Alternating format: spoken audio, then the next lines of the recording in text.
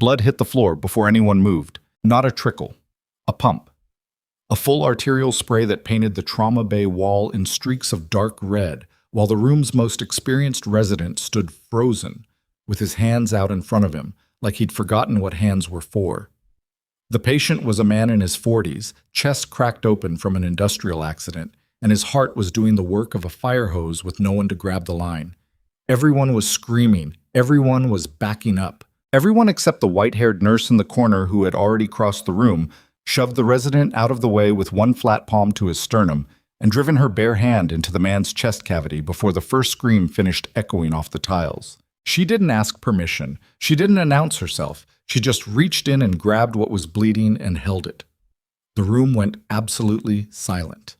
Before we go any further, if you're watching this right now, do me a favor. Hit follow, drop a like, and leave a comment telling me what city you're watching from. I want to see how far this story travels. Now let's get into it, because you are not going to believe how this ends. The nurse's name was Claire Donovan, and she had worked at Harwick Memorial Medical Center in the city of Caldwell for 11 years. She was 53 years old, and she looked it. Gray had taken over her hair somewhere around year 7, and she hadn't fought it. Her hands were rough in the way that working hands get rough. Not from neglect, but from decades of use. She wore no jewelry on shift, kept her badge clipped to her left pocket, and arrived 9 minutes early to every single shift she'd worked since the day she was hired, a fact that exactly 0 of the surgical residents had ever noticed or cared about. What they noticed about Claire Donovan was that she was old, that she was quiet, that she sometimes corrected their medication calculations in a tone so flat and careful that it felt more like a system check than a rebuke, and that was somehow worse than if she'd said it loudly. The residents at Harwick's Level 2 Trauma Center had an unofficial nickname for her that they used in the break room and occasionally in the hallway when they thought she was far enough away. The Relic. As in, a thing from an earlier time. Useful maybe once, in some other era. Now just taking up space. Claire had heard the nickname. She didn't bring it up. She just kept working. The morning everything changed had started the way most Tuesday mornings started at Harwick Memorial. Understaffed, under-resourced, and operating at around 140% of its design capacity. Caldwell was a mid-sized industrial city pressed against the edge of a river and largely forgotten by the state legislature that was supposed to fund its public health infrastructure. The hospital served a working population: factory workers, freight loaders, construction crews, and the ER reflected that. Broken fingers and welding burns at 7 in the morning, a forklift accident by 10, the usual. Claire came on at 6:45. She took the handoff notes from the night nurse, a young woman named Petra, who had the look of someone who'd been running all night and was barely holding it together, and she read through the board without comment. 7 beds occupied, 2 pending labs. 1 patient in Bay 4 who needed a central line placed and had been waiting 3 hours because the resident on overnight had twice been pulled to other cases. She found the resident, Dr. Marcus Webb, second-year surgical track, eating a granola bar at the nurse's station with the focused expression of someone who'd already mentally clocked out. Bay 4 is still waiting on the central line, Claire said. Webb didn't look up. I know. It's been 3 hours. I know that too. He took another bite. I'll get to it. His pressure's been drifting. Webb finally looked up, and what was in his expression wasn't concern. It was the specific breed of irritation that young male physicians sometimes aimed at nurses who pushed back. A look that said, I am the doctor here, in a language that had no actual words. I said, I'll get to it. Thank you, Claire. She held his gaze for 2 seconds. Then she picked up the chart and walked toward Bay 4 herself to reassess, because waiting for Webb was not going to help the man in Bay 4, and the man in Bay 4 was who actually mattered. This was how Claire Donovan operated. Not loudly, not with confrontation. She just moved toward the problem and started working on it, quietly, until someone with a medical license showed up to take credit, or until it resolved on its own. She'd been doing it for 11 years. She'd been doing a version of it for a lot longer than that. By 8:15, the morning had settled into its particular rhythm. Claire had flagged the Bay 4 patient to the charge physician, who'd placed the central line himself, and quietly noted in the chart that it had been delayed. Webb had disappeared somewhere. 2 new admissions had come in through the ambulance bay. a woman with a suspected hip fracture from a fall on a loading dock, and a teenager with a hand laceration from a sheet metal edge that was going to need a plastics consult. Claire was redressing the teenager's hand when she heard it. Not an explosion, exactly. Not the concussive physical wave of it, not yet. What she heard first was a shift in the ambient noise of the hospital, a kind of collective intake. Then someone's radio at the nurses' station squawked something about the Caldwell River Industrial Corridor, and the words structural collapse and multiple casualties, and declaring MCI, mass casualty incident, and the room changed temperature in about 4 seconds.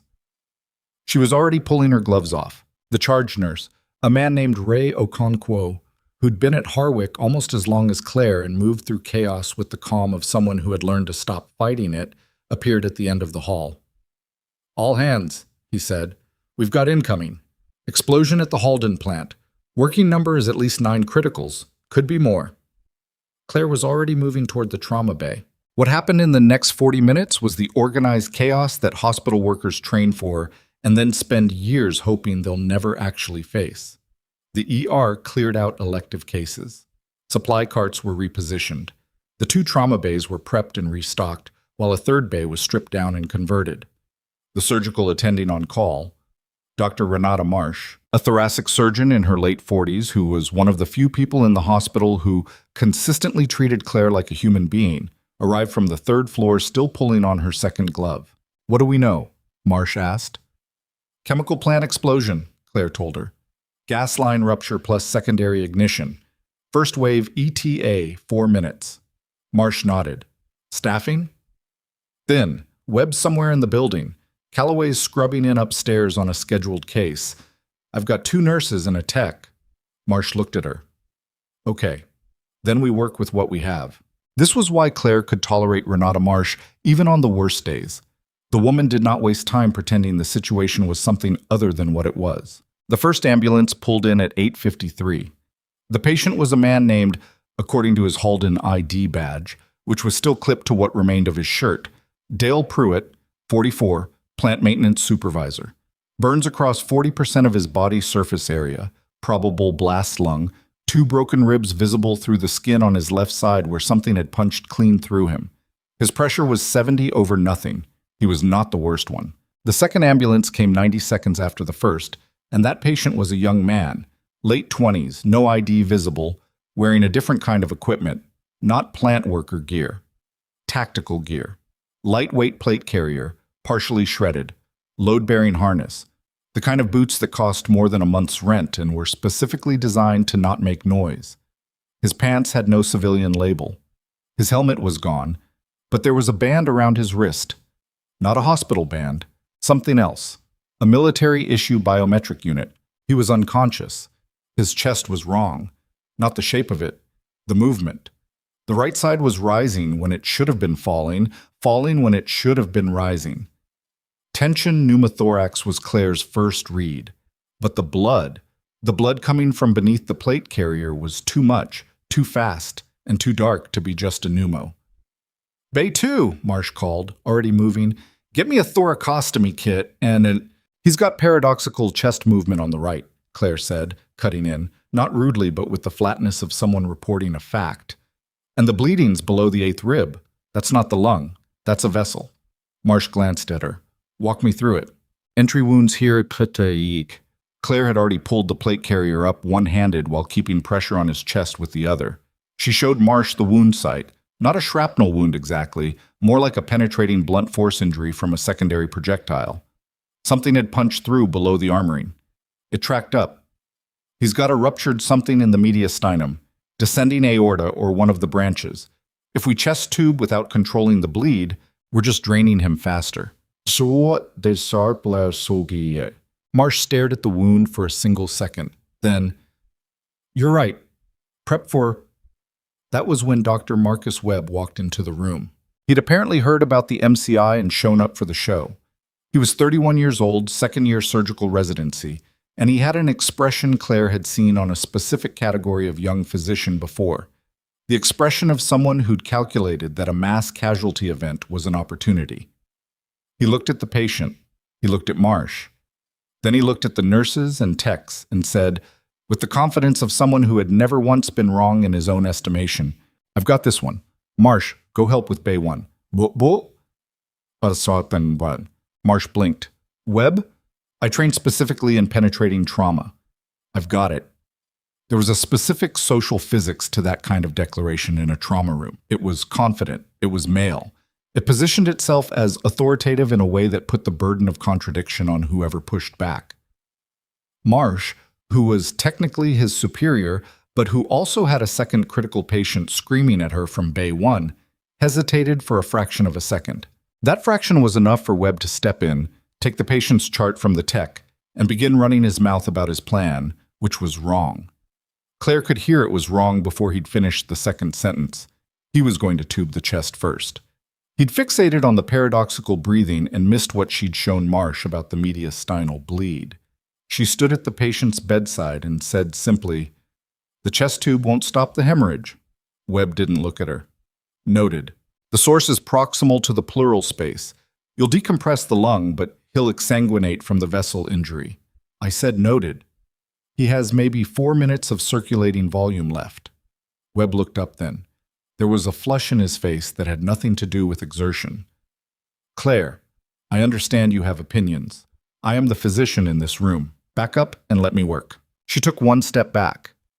She watched him prep the thoracostomy kit. She watched his tech get the instruments laid out. She watched the patient's monitor, heart rate 140 and climbing, pressure now reading 62/40, oxygen saturation dropping below 90 despite the mask. Webb made his incision, and the blood that came out was not from the lung.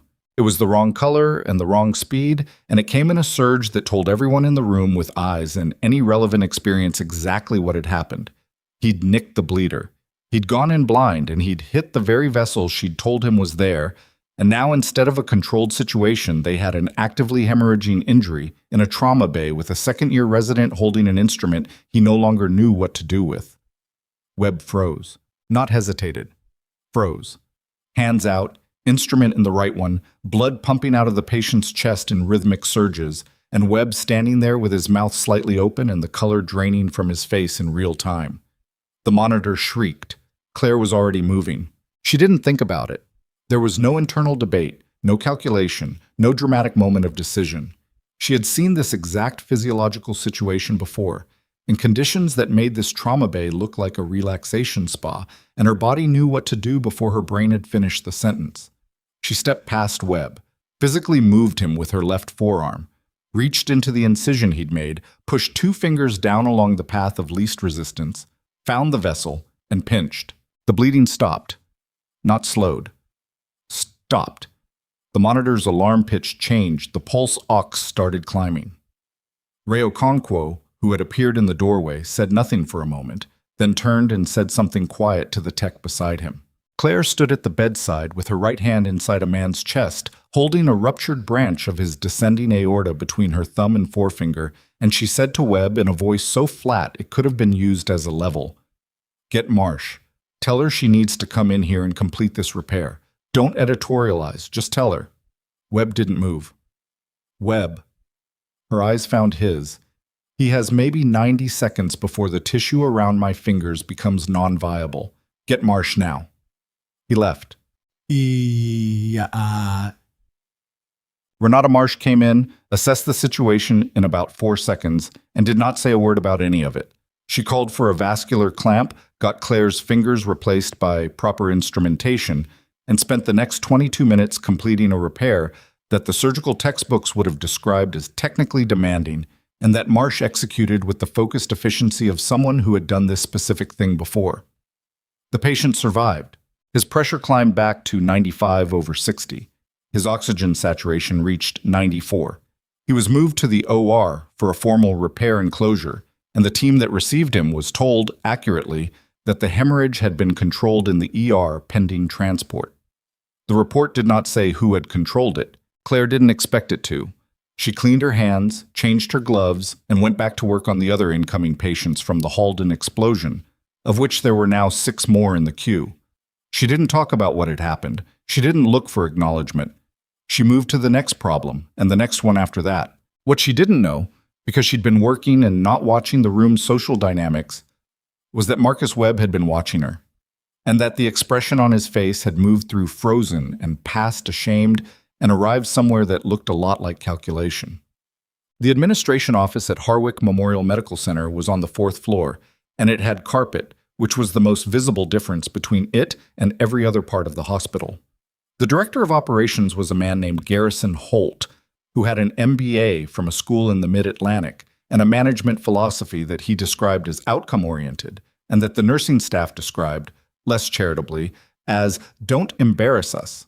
Claire had met Holt 3 times in 11 years, which was about right for a staff nurse and a director of operations at a mid-sized trauma center. She didn't think about him much. He didn't seem to think about her at all.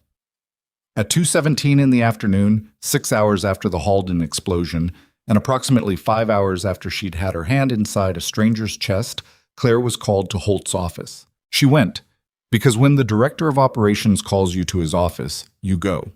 She took the elevator to the 4th floor, walked past the administrative assistant who pointed her toward the glass-walled conference room adjacent to Holt's main office, and she went in. Holt was there. Webb was there too, seated across the table with the careful posture of someone who had been coached before the meeting started. There was also a woman Claire didn't recognize. Short hair, a hospital ID that identified her as from risk management, a legal pad already open in front of her. Claire sat down. Holt said, "Thank you for coming up, Claire." She said, "Of course." There was a specific kind of silence that preceded bad news in institutional settings. Claire had encountered it before, in different rooms with different furniture, and she recognized its shape. She waited. Holt said, "We've received a report concerning your actions this morning during the mass casualty response." "Okay." Specifically, the report describes you physically interfering with a physician during an active procedure, entering a patient's chest cavity without authorization, and, he glanced at his notes, placing hands on a resident physician in what's described as an aggressive manner. Claire looked at Webb. Webb looked at the table. She looked back at Holt. "Is that what the report says?" "It is." "I'd like to know who filed it." "That's not information we're in a position to share at this." "I'm going to make an educated guess," Claire said, "that it was Dr. Webb." The risk management woman wrote something on her legal pad. Webb's jaw tightened. Holt pressed on. "Regardless of the source, we have an obligation to take these allegations seriously. A physician has alleged that you interfered with his care of a patient, that you physically moved him away from the bedside without consent, and that you performed what amounts to a medical procedure without license or authorization. Claire, those are serious charges." "The patient's alive," Claire said. "I understand that." Dr. Webb's intervention had nicked the aortic branch. The patient was exsanguinating. I applied manual compression to control the hemorrhage until Dr. Marsh could complete a proper repair. She kept her voice at the same pitch she used when she was reading lab values. "That patient is alive because of what happened in that trauma bay. I'm not sure that's the direction this conversation is supposed to be going." Holt glanced at the risk management woman. Then he looked back at Claire. "The protocol question is the issue, not the outcome. You entered a patient's chest cavity. That is outside the scope of nursing practice. Emergency interventions are performed by licensed physicians." He folded his hands. "I understand you have strong feelings about this, and I want to be clear that we recognize your years of service. But we have an obligation to our medical staff, to our legal standing, and to the integrity of our clinical hierarchy." He paused. "I'm going to have to place you on administrative suspension pending a review. I'll need your badge." Claire looked at him for a long moment. She didn't raise her voice. She didn't argue. She reached to her left chest pocket, unclipped the badge that had her name and photo on it, and 11 years of access coded into its magnetic strip, and she set it on the table between them. "I hope the review is thorough," she said. She stood up. She buttoned the top button of her scrub jacket out of a habit she'd had for years, a small ritual that meant nothing to anyone watching. She walked to the door. Garrison Holt said, "We'll be in touch about the process." Claire paused at the door without turning around. "Tell me something. Do you know who the patient was, the soldier in Bay 2? Holt frowned. "We don't typically receive information about patients." "No," Claire said. "I don't suppose you do." She left. She took the stairs down instead of the elevator. 4 flights, and she used them. It was something she did when she needed to think. the specific mechanical rhythm of descending stairs, the body doing something automatic while the mind worked. She'd developed this particular habit in a different context, in a different part of her life, on staircases that were considerably less carpeted and considerably more likely to involve incoming fire. She was not supposed to think about that part of her life at work. She didn't, usually. She'd built a careful wall between the person she'd been and the person she'd become. And most days, the wall held perfectly well, and she didn't think about it at all. Today was not most days.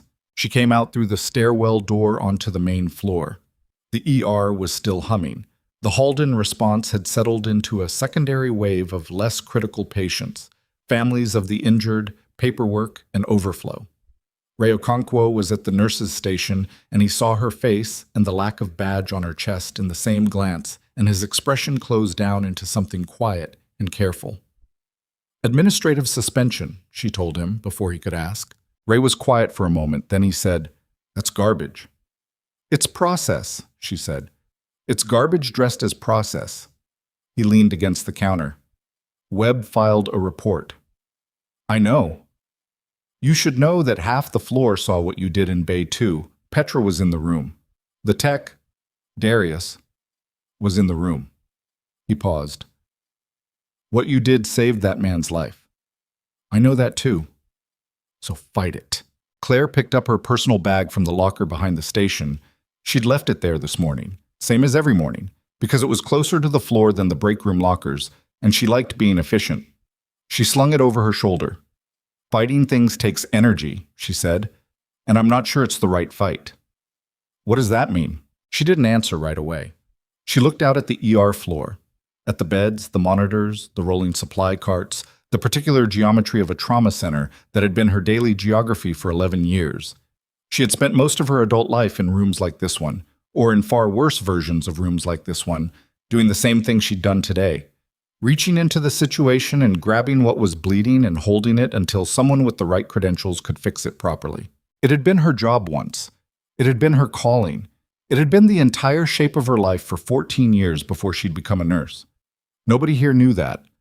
She'd never told anyone. "Get some rest," she told Ray. "You've got 4 more hours on your shift." She walked toward the ambulance bay exit, the one without the main lobby traffic, because she'd always preferred exits that didn't have people in them. She pushed through the door and into the gray afternoon light of Caldwell. She was halfway across the parking lot when she heard the helicopter. Not a trauma helicopter. She knew those. She'd heard hundreds of them, and this wasn't the sound. This was a military rotary aircraft, twin-engine by the pitch, flying lower than transit altitude for this part of the city. She stopped walking. She tilted her head. The helicopter was not landing on the hospital roof. It was landing in the ambulance staging area at the south end of the building, an open concrete pad that was technically not a helipad but was apparently sufficient for whoever was flying this particular aircraft, because they were setting down on it right now with the calm precision of people who had landed on considerably less forgiving surfaces. Claire stood in the parking lot and watched. 3 vehicles had pulled into the hospital's south entrance while she'd been watching the helicopter. 2 black SUVs and a military staff vehicle, government plates, moving with the unhurried certainty of people who were exactly where they were supposed to be and expected other people to adjust accordingly. She watched the vehicles stop. She watched the doors open. She watched the men and women who got out, and she read their posture and their gear and the specific way they moved across the pavement, and something that she kept in a locked room in the back of her chest began to make a very quiet sound.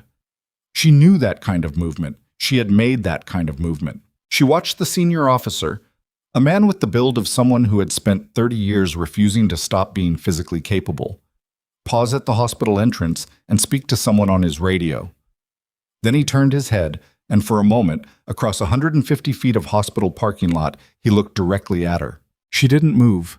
She just stood there with her bag over her shoulder and her bare hands at her sides, 11 years of Harwick Memorial behind her, and whatever came next in front of her, and she held very, very still. The officer said something else into his radio. Then he went inside. Claire stood there for another 30 seconds. Then she turned and walked 3 more steps toward her car. Her phone rang. She stopped. She didn't recognize the number. It was a string of digits with an area code that wasn't local, wasn't any of the surrounding area codes, wasn't anything she'd seen in 11 years of living in Caldwell. She stared at it for one ring. 2. She picked up. The voice on the other end was female, clipped, professional, and said 5 words before Claire could speak. "We know you're still there." Claire didn't say anything back right away. She stood in the parking lot with the phone against her ear and the sound of the military rotors winding down behind the hospital, and she thought, with the particular clarity that comes from a specific kind of training, "They ran the call from inside the building. Someone saw me in the parking lot and radioed out." "Captain Donovan," the female voice again, and this time it used the rank, not Ms., not Claire. "We need you to come back inside." "I'm on administrative suspension," Claire said. "I was just leaving."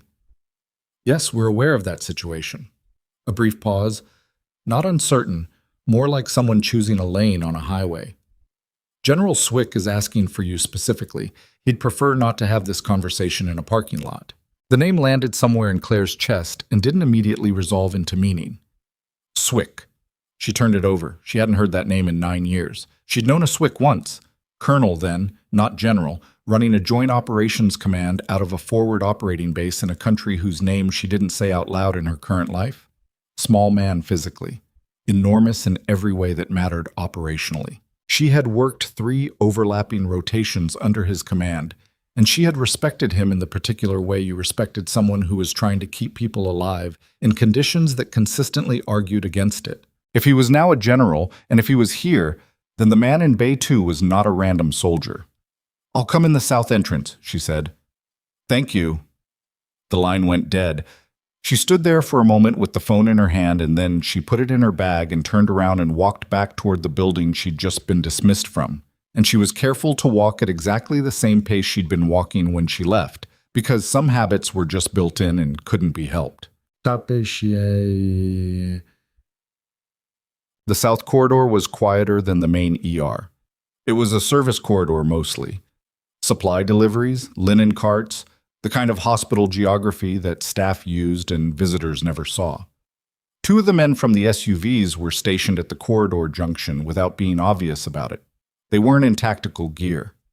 They were in civilian clothes, but Claire could see the line of the holster under the left jacket panel on the taller one, and the way the shorter one tracked movement without moving his head, and she registered all of it and kept walking. A woman met her at the junction. 30s, brunette, wearing a hospital visitor badge that said Federal Liaison in capital letters, which was one of those titles that explained everything and nothing at the same time. She had the phone that had just called Claire, visible in her right hand.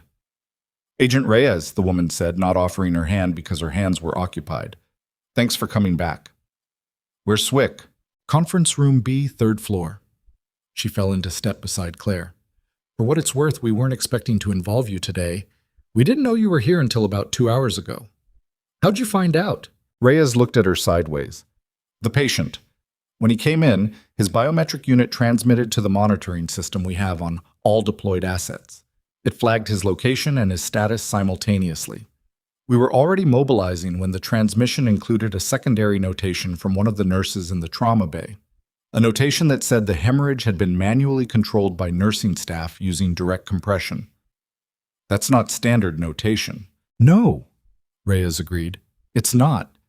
The nurse who wrote it apparently felt it was important to document specifically what had happened and who had done it." She paused. "Her name is Petra Voss. She's a night shift nurse here. She wrote 3 paragraphs in the incident notes before she clocked out this morning." Claire said nothing. She thought about Petra, the exhausted young woman who'd handed off the overnight notes, who'd had the look of someone running on fumes. Petra had gone home after her shift and apparently written 3 paragraphs before she slept. She filed that away. They took the elevator to the 3rd floor because Reyes walked toward the elevator, and Claire followed without suggesting the stairs. 3rd floor at Harwick Memorial was a mixed floor, step-down cardiac on one side, administrative conference rooms on the other. Claire had been up here exactly twice before today. The carpet was the same on this side as it was in Holt's office. Conference room B had its blinds drawn. Reyes knocked twice and opened the door. General Alan Swick was standing at the window with the blinds angled down. He'd tilted them to see out without letting light in, which was precisely the kind of low-level tactical instinct that never fully left certain people. He was 61 now, Claire calculated, and he looked it in the specific way that men who have spent 30 years outdoors in difficult climates look their age. Not frail, not faded, just worn in. His hair was close-cropped gray. He was wearing a service uniform with 3 stars on each shoulder, and he turned when she came in with the expression of someone who had been expecting a person and was verifying that the person matched the file. "Claire," he said. "General," she said. There was a beat. Not awkward.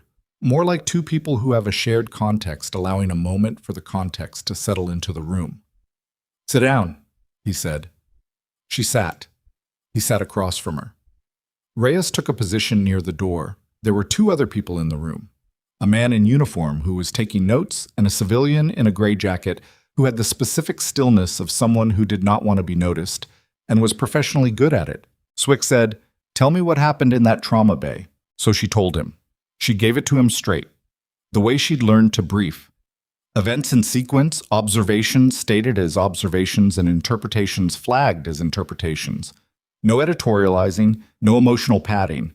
She told him about the patient's entry wound and its trajectory, about the paradoxical chest movement, about her assessment of a proximal vessel injury, about Webb's incorrect intervention and its consequence, about what she'd done and why, and about how Renata Marsh had completed the repair. Swick listened without interrupting. When she finished, he said, "The patient is Sergeant First Class Dominic Reeves, Special Operations. He was embedded in an observation role in the Halden facility. We had an ongoing investigation into a theft ring operating out of the plant that had been funneling materials to a third-party organization. He was not supposed to be anywhere near the explosion. The explosion itself may not have been accidental." He paused. "He is alive because of what you did. The surgical team confirmed that the manual compression you performed bought the 11 minutes that allowed for transport and formal repair. Without those 11 minutes, he would have died on that table." Claire looked at the table between them. "I'm glad he's alive." "I know you are." Swick leaned forward slightly. "I'm also told you were suspended 40 minutes ago. Badge surrendered, escorted off the premises effectively." "Nobody escorted me. I left on my own." "Right." He watched her. "What was the reason given?" "Interference with a physician, practicing medicine without a license." She didn't say it with bitterness, just stated it. Swick's expression didn't change, but something in it compressed. The physician in question would be the one who nicked the vessel. "Yes." He was quiet for a moment. Then he said, "Claire, I'm going to be direct with you. I'd prefer that. We have some standing in this hospital's operational context. Harwick Memorial holds federal trauma center contracts that route through the Department of Defense, specifically the agreements that cover medical care for personnel stationed at the Caldwell National Guard training installation 40 minutes from here. Those contracts are worth approximately $3.8 million annually to this hospital." He said it the way someone states a known fact, not a threat. Flat, informational. "The person who suspended you doesn't know that we know what happened in that trauma bay. He made an administrative decision based on one physician's report without reviewing the full incident documentation.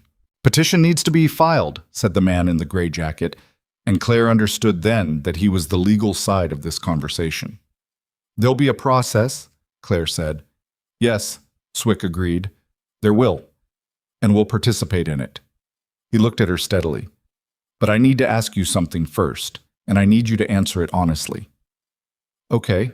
In the 11 years you've been here, has this been the first time something like this happened? Not this exact situation, but the pattern. You see something that needs doing, you do it. Someone with a title decides you've overstepped." Claire was quiet for a moment. "It's not the first time someone's filed a complaint." "How many times?"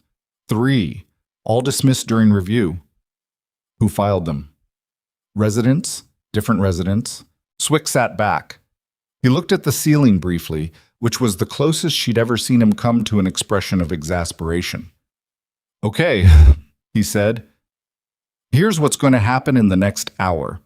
Agent Reyes and my legal officer are going to request a meeting with your hospital director. They're going to present documentation of Sergeant Reeves's status, documentation of the incident from our perspective, and documentation of the federal contract relationship between this hospital and the Department of Defense." He paused. "I'm also going to go down to the floor." "Why?" Because I'd like to speak to the physician who filed the report. His voice was exactly even. In a professional context, Claire looked at him. She thought about Marcus Webb in that conference room, sitting with the careful posture of someone who'd been coached. She thought about Garrison Holt with his folded hands and his management philosophy and his outcome-oriented framework that had apparently not prioritized the outcome of the man whose chest she'd had her hand inside. She said, "General, whatever you're planning, don't do it for me." Swick looked at her for a long moment. "I'm not doing it for you," he said.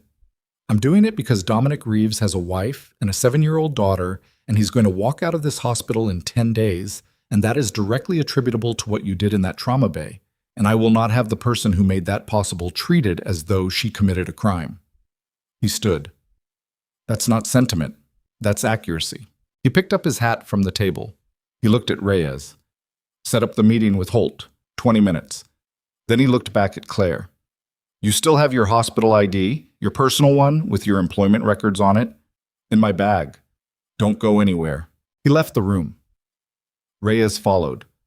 Claire sat in the conference room with the note-taker and the gray jacket lawyer and the sound of the hospital around her, and she put her hands flat on the table and breathed slowly through her nose twice, which was a technique she'd learned at Fort Sam Houston 26 years ago, when the instructor had told her class that controlled breathing was the first thing that went when the body got scared and the last thing that came back. She wasn't scared.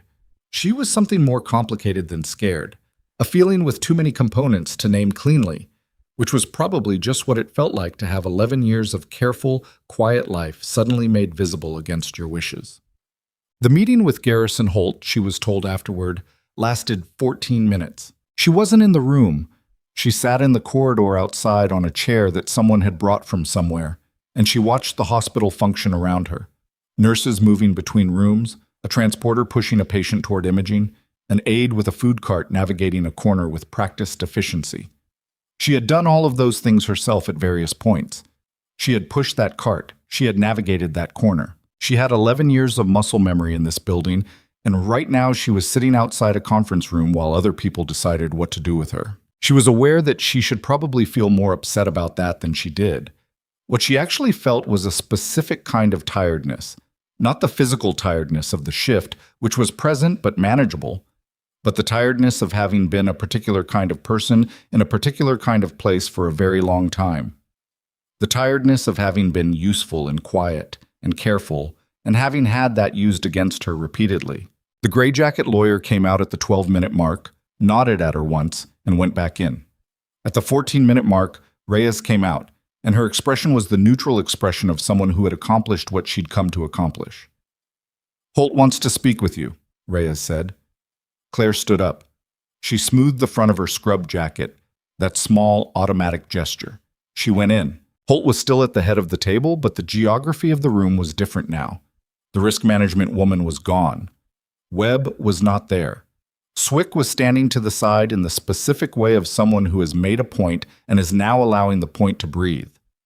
Holt had the look of a man who had received new information in a format that had not agreed with him. "Claire," he said, "please sit down." She sat. He said, "I've been informed of some context regarding the patient in Trauma Bay 2 that I wasn't previously aware of." He was choosing his words with the visible care of someone trying not to say I made a mistake without actually saying it. Specifically regarding Sergeant Reeves's status and the significance of the intervention that was performed. "Okay," Claire said. "I also," he paused, "have been made aware of a discrepancy in the incident report that Dr. Webb filed compared with the nursing documentation submitted by the nursing staff who were present." 3 paragraphs, Claire said. Holt blinked. "Excuse me?" "The nurse who documented the incident wrote 3 paragraphs, Claire said, in the incident notes, before she went home this morning." He looked at the table.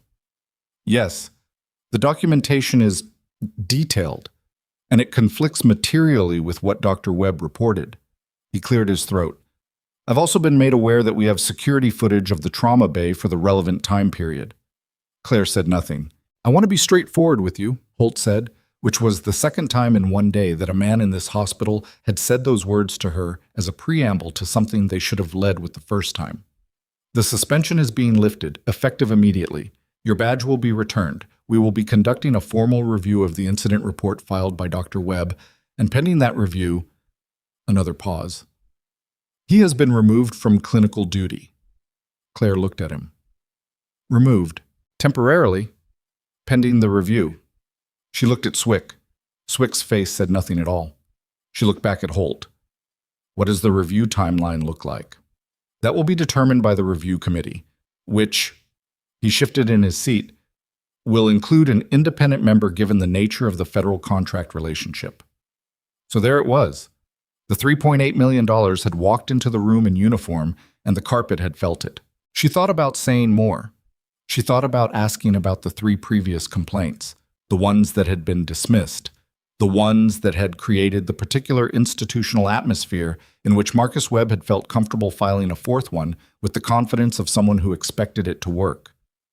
She thought about the risk management woman who had written on her legal pad and said nothing to contradict any of it. She thought about the man in Bay 2, Dominic Reeves, Sergeant First Class, who had a wife and a daughter who was 7, and she thought about what it would look like if she spent the next 10 minutes saying everything she'd been not saying for 11 years, and what it would accomplish. She said, "I'd like my badge back." Holt nodded to someone near the door, and the badge appeared within 30 seconds, which meant someone had been holding it in the corridor during the meeting. She took it and clipped it to her left chest pocket, same place as always. "Thank you," she said, because that was what you said. She stood. Swick gave her a small nod as she moved toward the door. She nodded back. Reyes was in the corridor and fell into step beside her without being asked, and they walked together toward the elevator in silence. In the elevator, Reyes said, "For what it's worth, Holt didn't know. Not about Reeves's status, not about the federal contracts. He made a call based on bad information." "I know," Claire said. "Does that matter to you?" Claire considered it. "A little," she said. "Not as much as it probably should." The elevator opened on the main floor. Claire stepped out. She was in the hospital again, badge on her chest, the particular weight of institutional reinstatement settling over her like a coat she wasn't sure fit the same way it had this morning. Her radio, which she'd handed in with the badge and which had been returned with it, crackled. Ray Okonkwo's voice. "Claire, you copy?" She unclipped it. "Yeah. You back?" "I'm back." A pause. "Bay 1's got a situation. The Halden overflow. We've got a family member, husband of one of the injured workers. He's been in the waiting area 6 hours, and he's not doing great. Petra put a note in before she left that he has a cardiac history, and he hasn't taken his afternoon medication." "I'm coming," Claire said, and she was already moving. This was what it was. This was the job. Not the conference rooms and the badges and the $3.8 million and the generals in uniform. The actual job was the man in the waiting room who'd been scared for 6 hours and hadn't taken his medication, and the fact that Petra Voss had noticed him before she went home and written it in her notes so that someone coming on shift would know to check. That was the actual job. Claire had always known that. The rest of it, all the rest of it, was just the environment the job happened inside of. And the environment was frequently hostile and frequently unfair and frequently run by people who were making decisions for reasons that had nothing to do with the man in the waiting room. She'd been living in that contradiction for 11 years. Longer, actually. She'd been living in that contradiction since the first time she'd put on a uniform that was a different kind than the one she wore now, and tried to keep people alive in conditions that were significantly less carpeted than this. She pushed through the ER doors. Ray was at the nurse's station and saw her and said, "Room 3 in the family area. His name is Bernard Talley, 61. His wife took shrapnel in the shoulder and the upper arm. She's stable. She's going to surgery in about 2 hours. She's going to be okay. He doesn't know that yet because nobody's had time to update him." "Why not?" "Because we've been running a mass casualty response for 8 hours with 3 nurses and a tech," Ray said, without sharpness, just stating the situation. "Okay." She took the printout he offered, scanned it. Bernard Talley, cardiac history, beta blocker twice daily, last documented dose 11 hours ago. She picked up a pulse oximeter from the cart as she moved toward the family area. Bernard Talley was 61. and he looked every year of it and then some. He was a large man, broad through the shoulders, with the build of someone who'd done physical work for decades, and the posture of someone who'd spent the last 6 hours sitting in a plastic chair being terrified. He looked up when Claire came in, and his eyes did the thing that frightened people's eyes did. Searched her face for information before she'd said a word. "Mr. Talley," she said, and she sat down across from him instead of standing over him, because people who were scared didn't need to look up at you. "I'm Claire. I'm one of the nurses on the floor. I wanted to come find you." "My wife," he said. His voice was rough. "Sandra. They haven't told me anything in 3 hours." "I know. I'm sorry about that. It's been a complicated shift." She put the pulse oximeter on his finger gently. "Sandra is stable. She had injuries to her shoulder and her arm, and she's going to need surgery to address some shrapnel, but the surgery is scheduled and the surgical team is confident. She is going to be okay." He stared at her, his lip pulled tight in the way that happened when people had been holding something together for too long, and someone finally said the words that made it safe to let go. He didn't cry.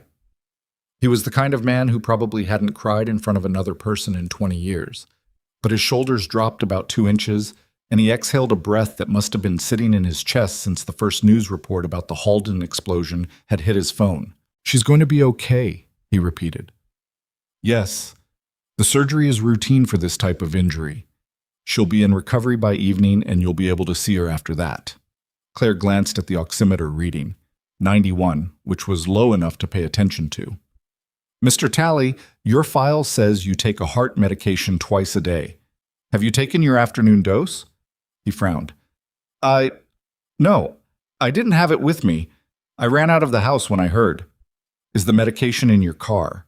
"Probably. I usually keep a spare. Yeah, in the glove compartment." "Okay.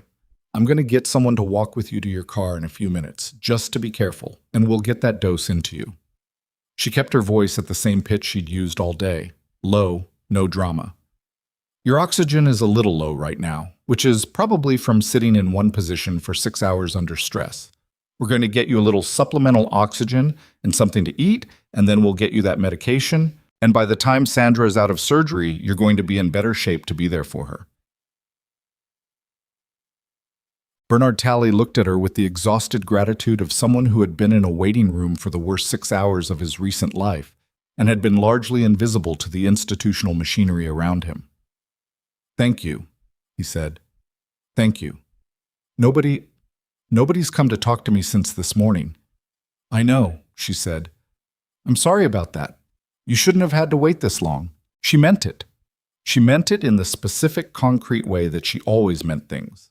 Not as a professional courtesy or a liability-limiting statement, but as a simple fact. He shouldn't have had to wait this long. Sandra Talley was going to be fine, and her husband had sat in a plastic chair for 6 hours not knowing that, and that was a failure. And it was the kind of failure that happened in hospitals that were understaffed and overwhelmed and run by people whose conference rooms had carpet and whose operational priorities were sometimes several degrees removed from the man in the waiting room. She stayed with Bernard Talley for 22 minutes. She got him the oxygen. She got someone to walk him to his car for his medication.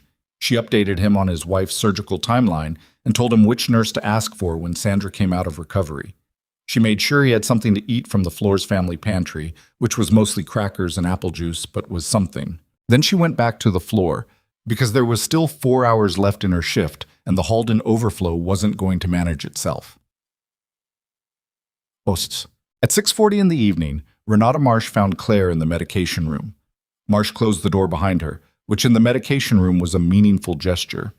It was a small space, and closing the door meant you wanted a private conversation. She leaned against the counter and looked at Claire with the expression of someone who had been thinking about what to say for a while. "Webb's been pulled," Marsh said. "I heard. He's been pulled, and I've been asked to take over his case roster pending the review." She paused. "He's going to fight it." "Probably." "He has a lawyer already. His father's a physician, gastroenterology and private practice out of Whitmore. The family has connections to the hospital board." Marsh said it plainly, without drama. "I'm telling you because you should know that this isn't over." Claire finished with the medication cart and turned to face her. "It wasn't going to be over," she said. "It never is." Marsh looked at her. There was something in her expression that was careful, and considered, and not quite what Claire would have expected. Not sympathy exactly, more like a specific kind of seeing, the way one person recognized something about another person that they hadn't fully acknowledged before. "Claire," she said, "can I ask you something?" "Go ahead." "In the trauma bay this morning, when you reached in and compressed that vessel," she stopped. "I've placed chest tubes. I've done open chest compressions. I have been in trauma surgery for 16 years, and what you did was, the decision was correct, the technique was correct, and you did it in about 4 seconds without hesitation." She paused. "Nursing school doesn't teach that." Claire held her gaze. She didn't say anything right away. "You don't have to answer," Marsh said. I'm not asking for the record. I'm asking because I've worked alongside you for 4 years, and I'm suddenly aware that I don't know you at all." Claire was quiet for a moment. The medication room was very small and very still, and the hospital noise came through the walls as a distant hum. "I was an Army combat medic for 8 years, she said. "Then I did a commission, officer candidate school, then medical officer training. I spent 6 years attached to special operations units as a forward combat medical officer, forward surgical team leader for the last 3 of those." She kept her voice the same as it always was. "I left the Army 14 years ago. I went through an accelerated nursing program, got my RN, started here." Marsh stared at her. It was the stare of someone reassembling a picture that had been hanging wrong on the wall for years. "You were a combat surgical officer. Medical officer, technically. The scope of practice is similar. Why didn't you become a physician?" It was the question she'd been asked by exactly 2 people in her life, both of them in contexts very different from this one. She considered how to answer it now, here, in a medication room in Caldwell. "Because physicians spend a lot of time in buildings," she said. "I didn't want to spend my time in buildings." Marsh absorbed this. Then she said quietly, "And now?" "Now I've spent 11 years in a building." There was a pause. Marsh looked like she was going to say something, stopped, looked like she was going to say it again, and then said it. "Claire, the credentials you described, if they're verifiable, and I'm assuming they are, you should not be a staff nurse at a level 2 trauma center. You should be running a department." "I was content," Claire said, and she almost meant it. "Were," Marsh said, past tense. Claire didn't answer that. She picked up the medication cart and moved it toward the door because there were patients who needed their evening medications, and the conversation had gone about as far as she wanted to take it right now. Marsh moved aside to let her through. As Claire passed, she said, "The surgical team that received Reeves, they asked who had controlled the bleed. I told them it was nursing staff. The attending said—" She stopped. "What?" She said, "Whatever nurse did that saved his life. Someone needs to find out who trained her." Claire wheeled the cart through the door. She was 3 steps down the hall when her phone buzzed. Not her personal phone. The secondary one, the one she'd had for years with the non-local area code, the one that received approximately 4 calls per year and always from numbers she didn't recognize and always from people who somehow had that number anyway. She stopped the cart. She looked at the screen. A text message. 8 words. "Reeves is awake. He's asking for his nurse." She stood in the hospital corridor with the medication cart in front of her and her badge on her chest and 11 years of careful, quiet distance from everything she'd been before, and she read those 8 words twice, and something shifted in her chest with the specific weight of a door that had been closed for a very long time, beginning, very slowly, to swing open. She didn't go to his room. Not yet. She finished her medication round because the round needed finishing. She checked on Bernard Talley in the family waiting area. He'd gotten his medication, and his color was better, and someone from surgical had come to update him properly, and he looked like a man who had made it through the worst of a very bad day. She restocked Bay 1's supply cart because the overnight shift would come on at 11, and they'd need it. She documented 3 separate patient notes in the system with the particular care she always took with documentation, which she had always believed was more important than most people treated it. Then at 8:15, she walked down the corridor to the room where Dominic Reeves had been moved after surgery. She knocked. The voice that answered was hoarse and slow with medication, but it was present. She went in. He was in his mid-30s, she judged, though the surgical pallor made it hard. He had the build of someone who stayed physically capable on purpose, currently diminished by blood loss and trauma and 20-plus hours of unconsciousness. He had an oxygen line and 2 IVs, and a chest dressing that covered the repair site, and he was looking at her from the hospital bed with dark eyes that were exhausted and sharp at the same time. "You're the nurse," he said. "I'm a nurse," she said. "I'm Claire." "They told me—" He stopped. He seemed to be deciding how to say whatever he was trying to say. "They told me what you did." "Marsh did the repair," she said. "She did the actual work." "They told me what you did before that." His jaw shifted. "General Swick told me." She stood at the foot of his bed. She didn't tell him it was fine or that it was just her job or any of the phrases that people use to deflect this specific kind of moment. She let him say what he needed to say. "I have a daughter," he said. "I know, 7 years old." He looked at her. "How do you know that?" The general mentioned it. Reeves was quiet for a moment. He looked at the ceiling. When he looked back at her, whatever had been in his eyes had rearranged itself into something that was hard to name.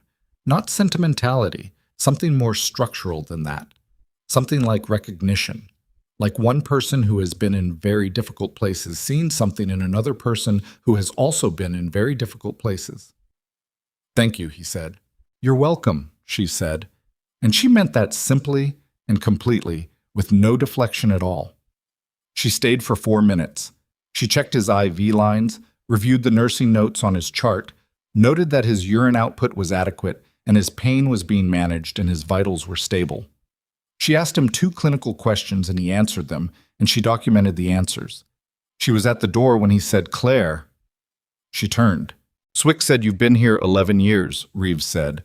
"At this hospital." "That's right." He also said, Reeves paused, "that before that, you ran a forward surgical team for 3 years in conditions that he described as some of the most difficult his command ever operated in." She said nothing. "He said you saved more lives in those 3 years than most surgical units save in 10. He held her gaze. "He said you left and nobody ever found out where you went."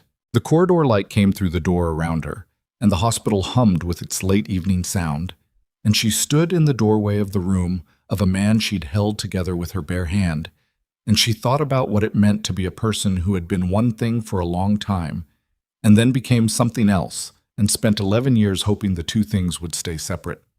"Get some rest," she said. "Your body needs it." She walked out. She pulled the door mostly closed behind her. She walked down the corridor toward the nurses' station, and she was 2/3 of the way there when the overhead PA system chimed.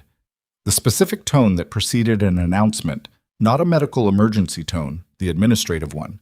And Garrison Holt's voice came through the speakers, which was unusual because Holt never used the overhead. "Attention Harwick Memorial staff," he said. "This is Director Holt. I want to make a brief announcement regarding events that occurred during today's mass casualty response.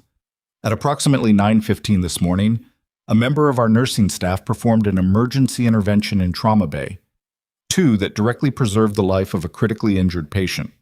This intervention has been reviewed and confirmed by our chief of surgery, by the federal medical team involved in the patient's subsequent care, and by the surgical team that completed the procedure." Claire stopped walking. The nurse's station was 20 feet ahead of her. Ray Okonkwo was standing there, and he was looking at her, and his expression was something she hadn't seen on his face before. "The staff member in question is trauma nurse Claire Donovan," Holt continued. "I want to acknowledge, on behalf of Harwick Memorial Medical Center, that her actions today were exceptional in every measure, that an administrative action taken earlier today regarding her status has been rescinded, and that we are grateful for her presence on our team." The PA clicked off. The corridor was very quiet. Ray Okonkwo said, across 20 feet of hospital hallway, "Don't say it was nothing." Claire stood there. She was 53 years old, and she was tired in ways that had nothing to do with the shift, and her right hand still had a faint pressure soreness from 9 hours ago. And she was standing in a hospital that had suspended her this morning and put her name on the overhead this evening, and she could feel the 2 things sitting in her chest simultaneously like they hadn't resolved into anything yet. She said, "I should finish the medication rounds." "They're done," Ray said. "I finished them." She had no immediate answer for that. "Go home," he said. "Come back tomorrow." She was almost to the elevator when her secondary phone buzzed again. The non-local area code. Another text. Not 8 words this time. 3. "We need to talk." And below that, not a name but a set of initials and a time. A S-800. Alan Swick. 8 in the morning. She got in the elevator. The doors closed.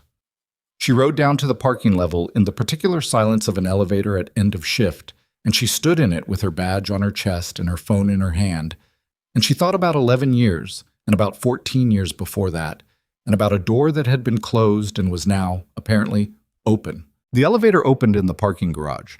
She stepped out.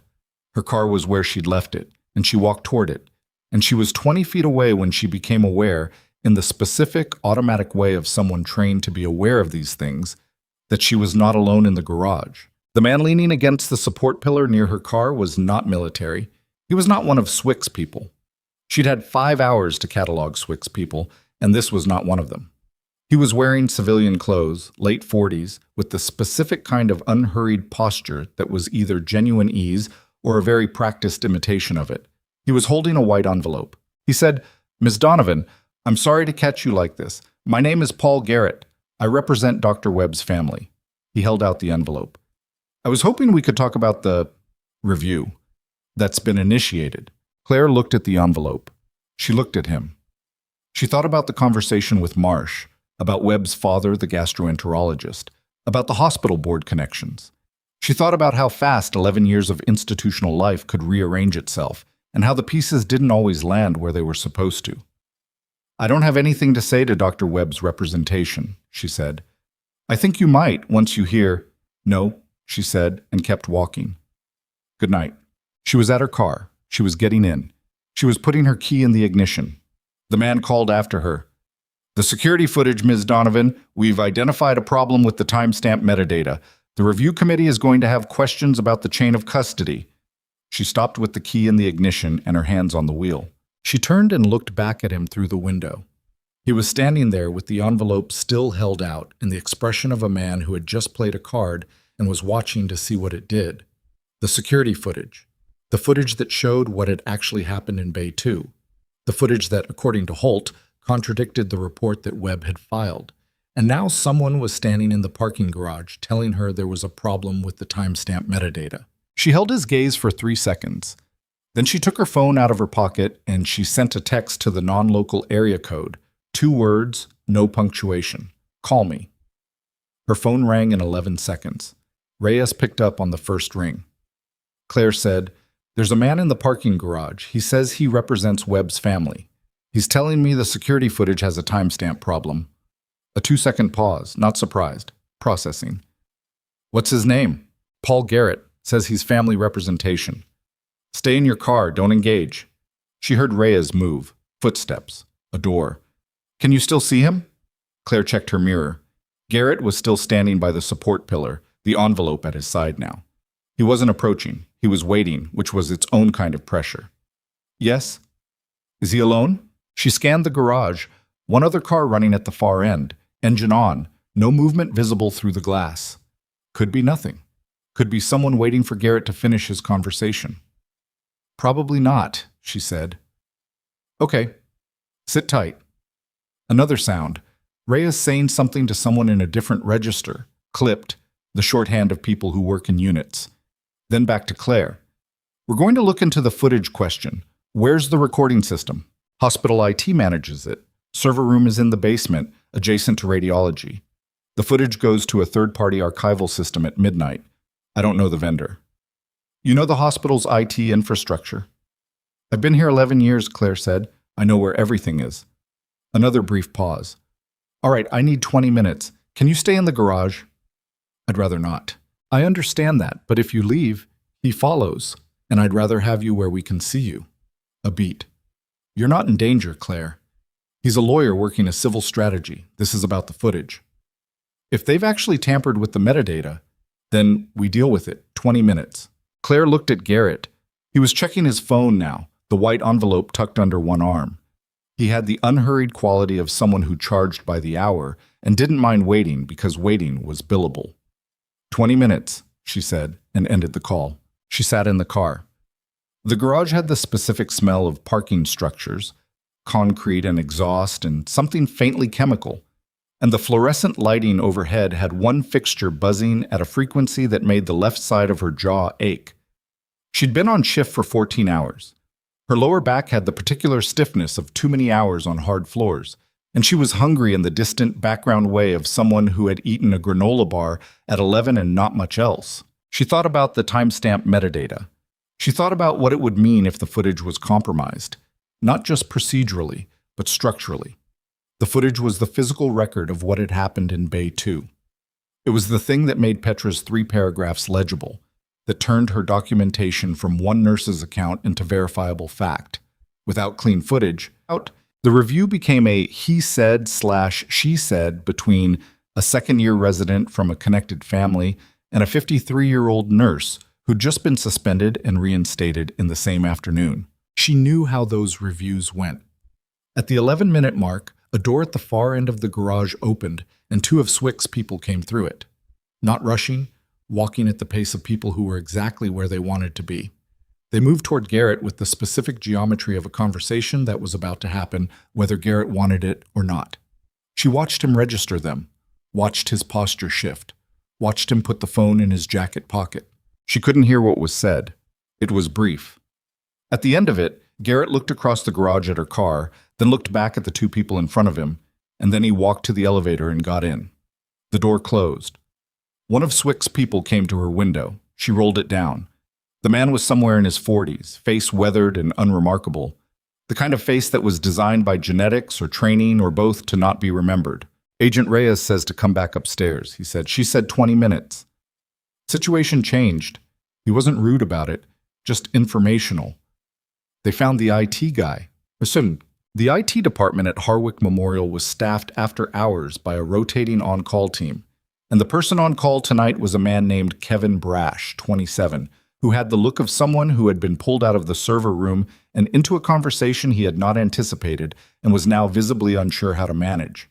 He was sitting in a chair in one of the small administrative offices off the main IT corridor, and Agent Reyes was sitting across from him, and the expression on Kevin Brash's face was the expression of someone doing rapid internal calculations about the gap between what he'd agreed to do and what he was currently being held accountable for. Claire stood near the door. Reyes had asked her to be there.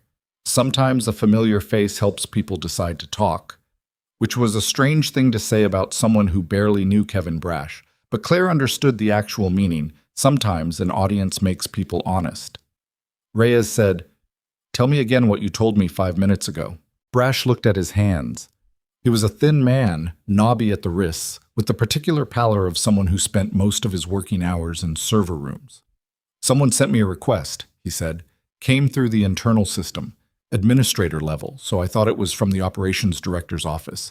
It asked me to run a standard integrity check on today's footage archive and to flag any files with corrupted metadata. And I ran the check. It came back clean. All the files were intact." "But you reported otherwise." A long pause. "I reported that 3 files from Bay 2 had timestamp irregularities between 9 o'clock and 9:45. He set it to his hands. "I was told..." The request included a note. It said there'd been a known system error during that time window related to a server update, and that the files should be flagged as potentially unreliable for evidentiary purposes. "Who told you that?" "The request. The administrator-level request." "Did you verify it came from administration?" Another pause. Longer this time. "No," he said. "It was administrator-level authentication. I assumed..." "Did you actually look at the footage?" Brash was quiet. "Kevin?" Reyes's voice didn't go hard exactly. It went precise. "Did you look at what was on those files before you flagged them as potentially unreliable?" "No," he said. "I don't. That's not part of the integrity check. I run the technical check, I report the findings, I don't review the content." Claire watched him. He wasn't lying exactly. He was a 27-year-old IT technician who'd followed a procedure he'd been handed and hadn't looked underneath it. He'd been used, and he was beginning to understand that, and the understanding was visibly unpleasant. Reyes said, "The files are intact. I need you to pull them and confirm that the footage is continuous and unaltered for the relevant time window." "I'll need to, now," she said. "We'll come with you."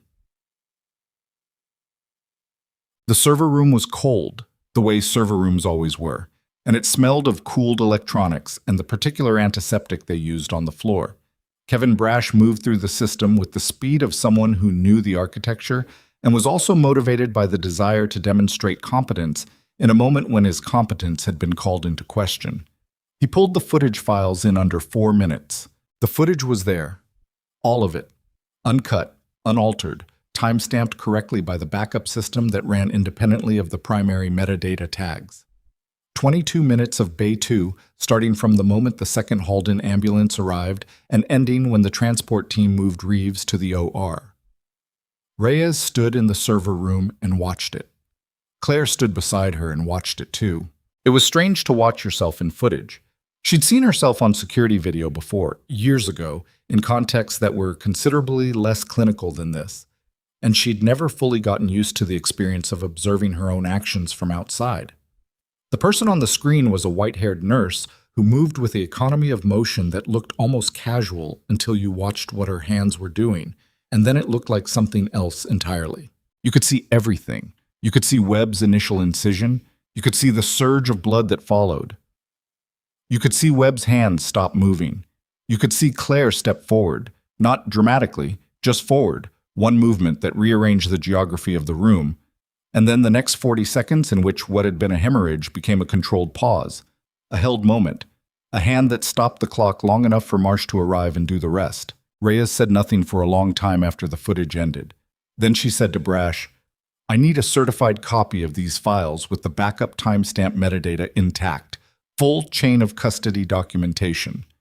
"I can have that in 30 minutes, she said. "We'll wait." Brash nodded and turned to his workstation.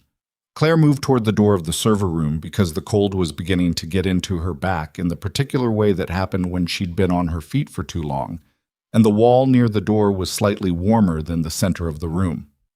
Reyes came to stand beside her. She was quiet for a moment, looking at nothing specific. Then she said, "That footage is going to settle the review." "If it gets to the review," Claire said, "we'll make sure it gets there." "You can't guarantee that." "No," Reyes admitted. "But the administrator-level requests that went to Brash, we're tracing it. It didn't come from Holt's office. The authentication credentials were valid, but the access pattern is wrong. Logged in at 6:14 p.m., requested a very specific technical action, logged off. Holt's people don't work like that." She paused. "Webb's family retained Garrett this afternoon. Garrett has a relationship with a board member here. The board member has administrative system access." Claire looked at her. "You're saying someone on the hospital board tried to corrupt the footage review?"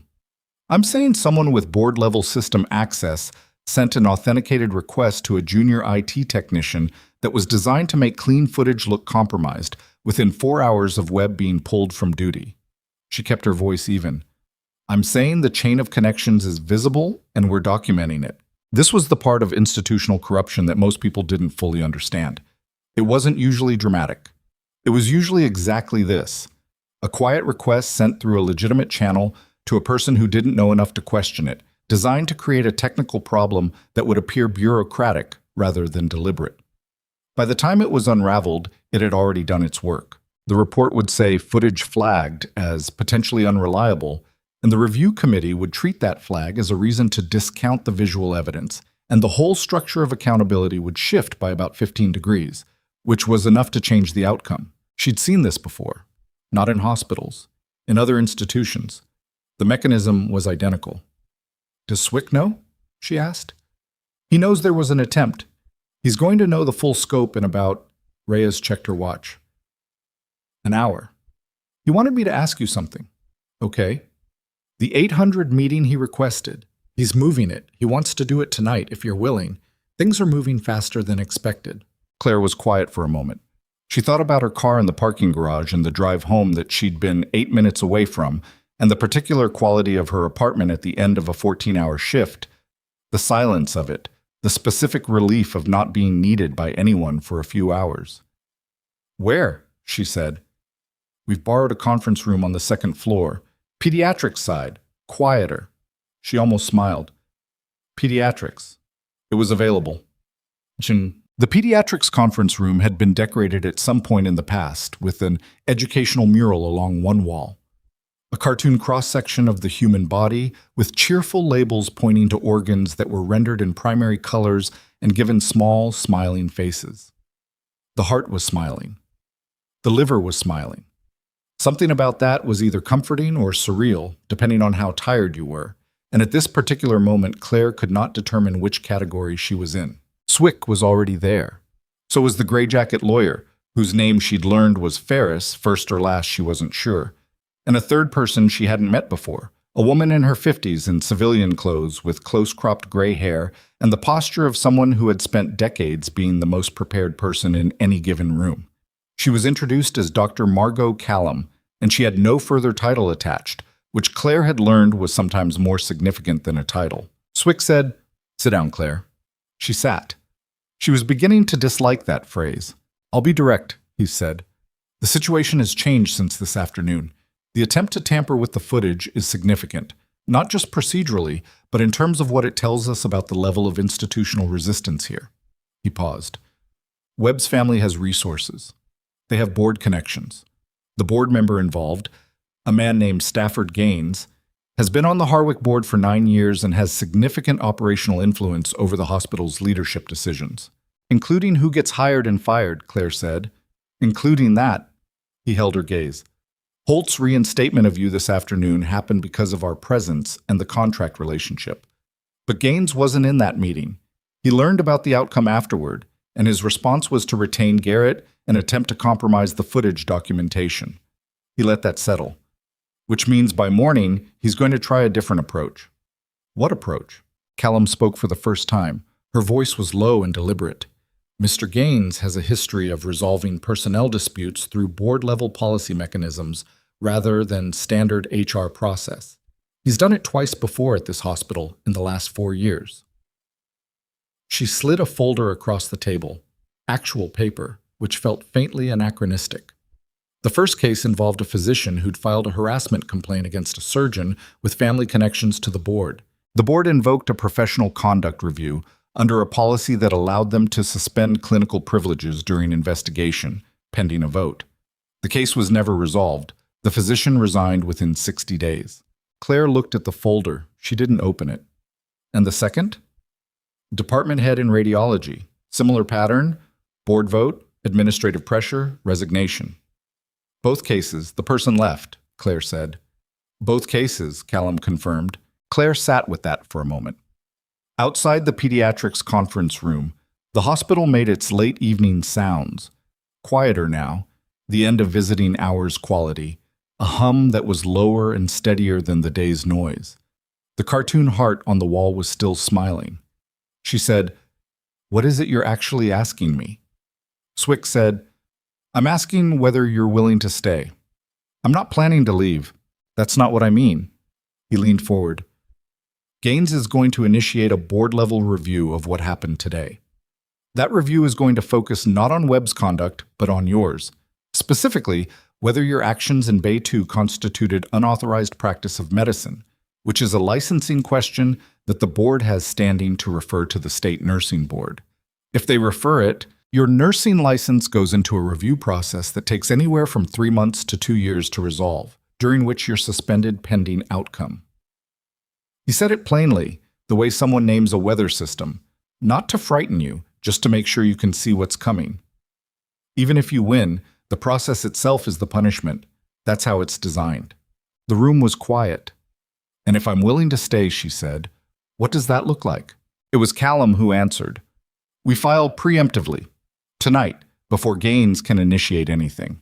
We file with the State Medical Board, with the Department of Defense Inspector General's office, and with the Federal Healthcare Oversight Body that governs facilities with DoD contracts.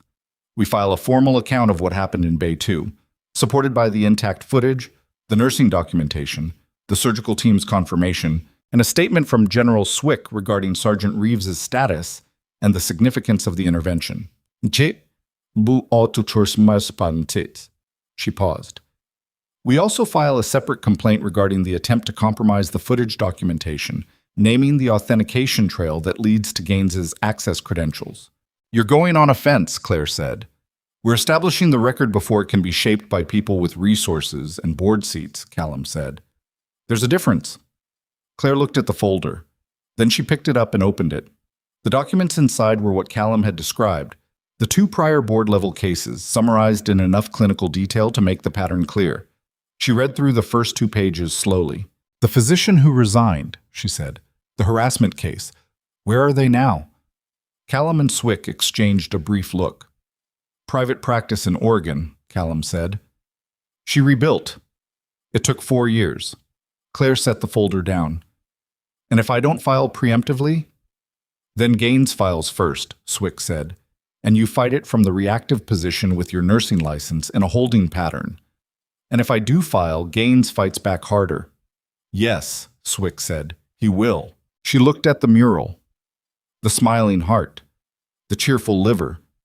Someone had painted this for children who were scared of being in a hospital to make the unfamiliar body feel less threatening, and she appreciated the impulse even as she was fairly clear-eyed about how little it actually helped. I need to make a call, she said. Swick nodded. She stepped out into the corridor. She called her sister. Ellen lived in Tacoma and worked as a high school librarian and was the only person in Claire's current life who knew the full shape of her history, because Ellen was the person who'd picked her up at the airport 14 years ago when she came back from her last rotation with a discharge date and no plan, and the specific flattened look of someone who had been doing very difficult things for a very long time and had recently been required to stop. Ellen picked up on the 3rd ring with the voice of someone who had been mostly asleep. It's me, Claire said. I'm sorry for the time. You're never sorry for the time, Ellen said, which was true. What happened? Claire gave her the short version. 2 minutes. Ellen listened without interrupting, which was one of the things she'd always appreciated most about her sister.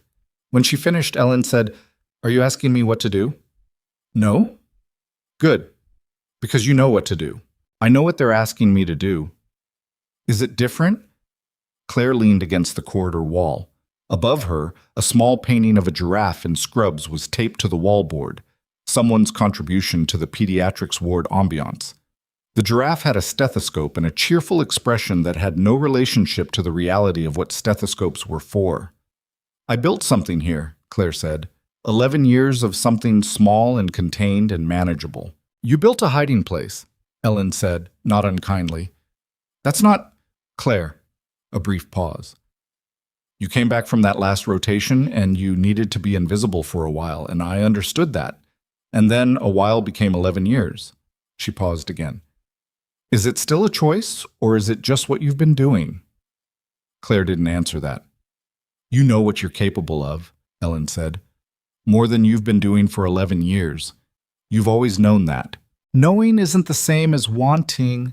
No, Ellen said. It's not. But the thing that happened today in that trauma bay, that wasn't you hiding. That was you being what you actually are. A long pause. Go fight it. You know how. She said goodbye and ended the call. She stood in the corridor for a moment with the phone in her hand and the giraffe in scrubs above her, and the low night sound of the hospital around her. Then she went back into the room. File it, she said. Tonight. Meet. Ferris, the lawyer, was efficient in the specific way of someone who had prepared for multiple outcomes and simply needed to know which outcome had been selected. He had the filings drafted within 40 minutes, not the full submissions, but the formal initiations, the documents that put the relevant oversight bodies on notice that a complaint was being filed and created a time-stamped record of intent. Those were sent digitally at 11:47 p.m., and he confirmed receipt of each one with the flat satisfaction of someone who liked paperwork when the paperwork was doing something. Claire signed her name to 4 documents. Her signature was the same one she'd had since she was 22, angular and fast, no flourishes. The signature of someone who had signed a great many things under time pressure. Reyes left the room at some point to deal with the footage chain of custody. Callum took a call in the corridor.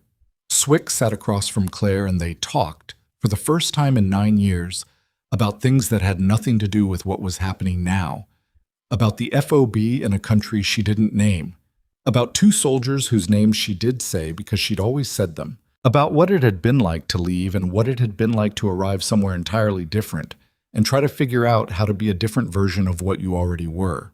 It was a strange conversation to be having at midnight in a pediatrics conference room. It was also, somehow, not strange at all. At 12:30, Callum came back in.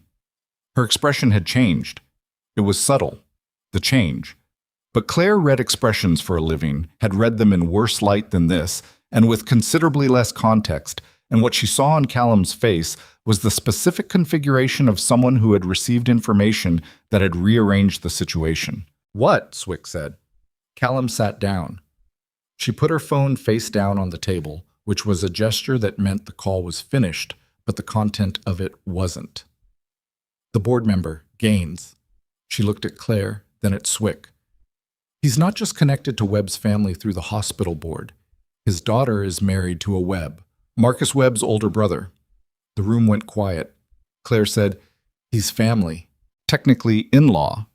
But yes." Callum's voice was steady. "Which means this isn't a board member using influence on behalf of a connected physician. This is a family protecting one of its own members through a board position that was never disclosed as a conflict of interest." She paused. "In 9 years, Gaines has voted on 3 personnel matters that involve the Webb family's institutional relationships here. No recusal, no disclosure." Swick looked at Claire. She could see him doing the math, not the legal math, which was Callum's domain, but the structural math of what this meant for everything else. 3 undisclosed votes, 9 years. "The 2 prior cases," Claire said. "The physician in Oregon, the radiology department head." Callum looked at her. "Were either of them connected to a complaint or a conflict involving a Webb family member, directly or indirectly?" Callum was quiet for a moment. She picked up her phone and looked at something, then she set it down again. "The radiology case," she said. "The department head was investigating a billing irregularity. The irregularity was in accounts connected to a private imaging referral network." She paused. "Marcus Webb's father is a primary referral source for that network." The room held that. Claire thought about the radiology department head, who had probably done exactly what she was doing now, looked at a pattern, understood what it meant, tried to hold it accountable, and had spent 2 years in a licensing review before giving up and leaving. She thought about the pattern itself. Not Webb exactly.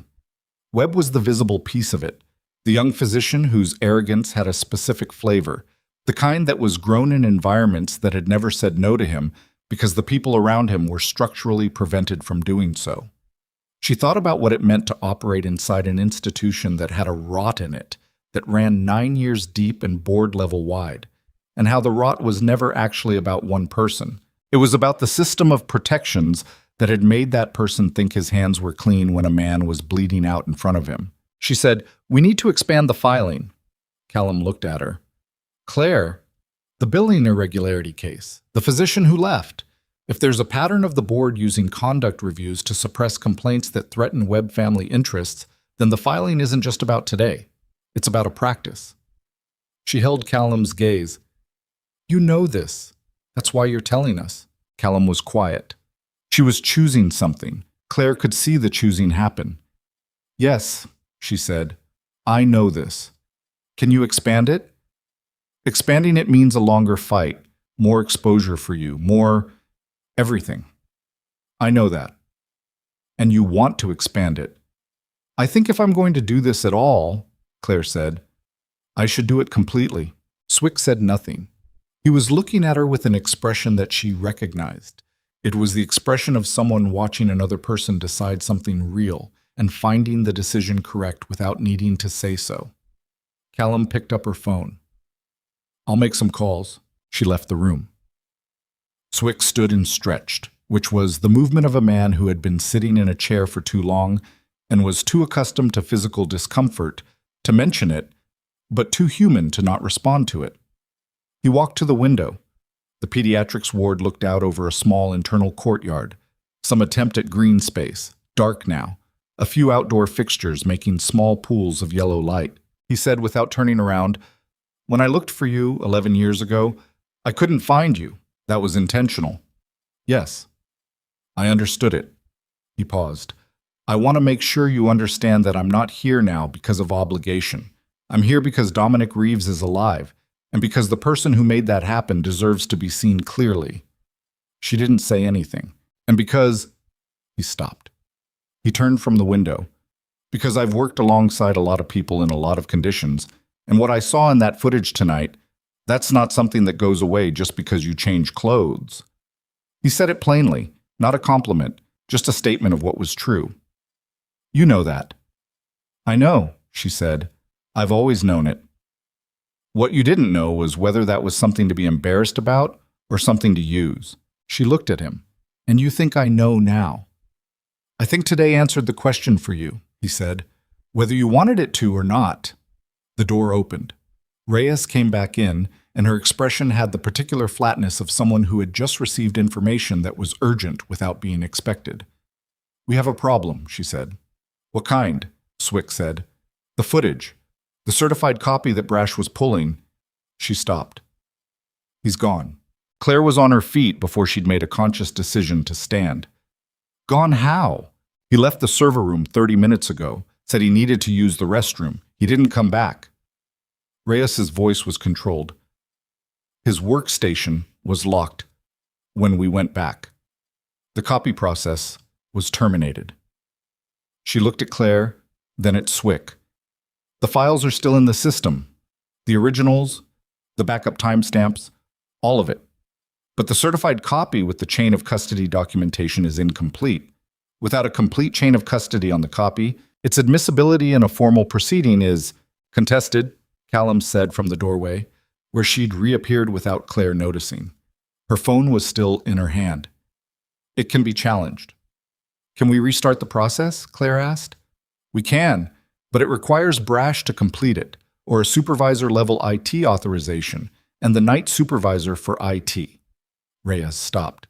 Is Gaines's brother-in-law's college roommate, Swick said, with the flat irony of someone who had been in the field long enough to stop being surprised by how small these networks were. Close, Reyes said. He's a personal referral from Gaines into the hospital IT department, hired 14 months ago. The room was quiet. Claire thought about Kevin Brash and his workstation and the bathroom he'd gone to 30 minutes ago. She thought about what it would take to convince a 27-year-old IT technician to walk away from his workstation in the middle of completing a documented chain of custody procedure. She thought about what leverage looked like when it was applied to someone junior and unprotected. He's scared, she said. Almost certainly, Reyes agreed. Then he's not gone. He's somewhere in this building. Reyes looked at her. What makes you say that? Because if he'd been told to disappear entirely, he'd have left the premises. But he locked his workstation. He didn't log out. He locked it. That means he's planning to come back. He's buying time. She moved toward the door. He's in the building, Swick said. Claire. She stopped. You're not an investigator, he said. Not as a warning, just as a fact. No, she said. But I've been a nurse here for 11 years. I know every place in this building where someone goes when they need to not be found. She looked at him. And Kevin Brash is 27 years old and he's scared, and whoever talked to him tonight made him feel like he had no options. He needs someone to tell him he has options. A pause. Reyes and Swick exchanged a look that moved too fast for Claire to read all of it. Go, Swick said. She went. The hospital at 12:45 a.m. had its own geography, different from the day shift geography, different from the evening version. The lights were dimmed in the non-acute corridors. The cafeteria was closed. The auxiliary chapel on the first floor east wing was locked. The break rooms, the stairwells, the supply rooms, the small outdoor terrace on the second floor that technically wasn't open to staff after 10, but that everyone used anyway because it was the only place in the building where you could stand outside without being in the ambulance bay. All of it was quiet, and all of it was navigable by a person who had walked it for 11 years in every shift configuration. She found him on the outdoor terrace. He was sitting on the concrete ledge with his back against the building wall, knees pulled up, phone face down on the ledge beside him. He looked up when she came through the door, and his expression went through 3 distinct stages. Startled, relieved, then scared again, because he couldn't tell yet which side of this she was on. She sat down on the ledge 6 feet from him, not close enough to pressure, just present. She said, "How long have you worked here?" He blinked, apparently not the opening he'd expected. 14 months. Do you like it? A pause. I mean, yeah. It's a good job. Good pay? good hours? It's fine. Yeah. He was watching her sideways, trying to figure out the purpose of the conversation. She said, "Who talked to you tonight?" His jaw tightened. He looked at the city beyond the terrace railing. Caldwell, at nearly 1 in the morning, quiet and orange-lit, the river visible in the distance as a dark line between the industrial lights. "Kevin," she said, "the footage is still in the system. The originals are intact. The backup timestamps are intact.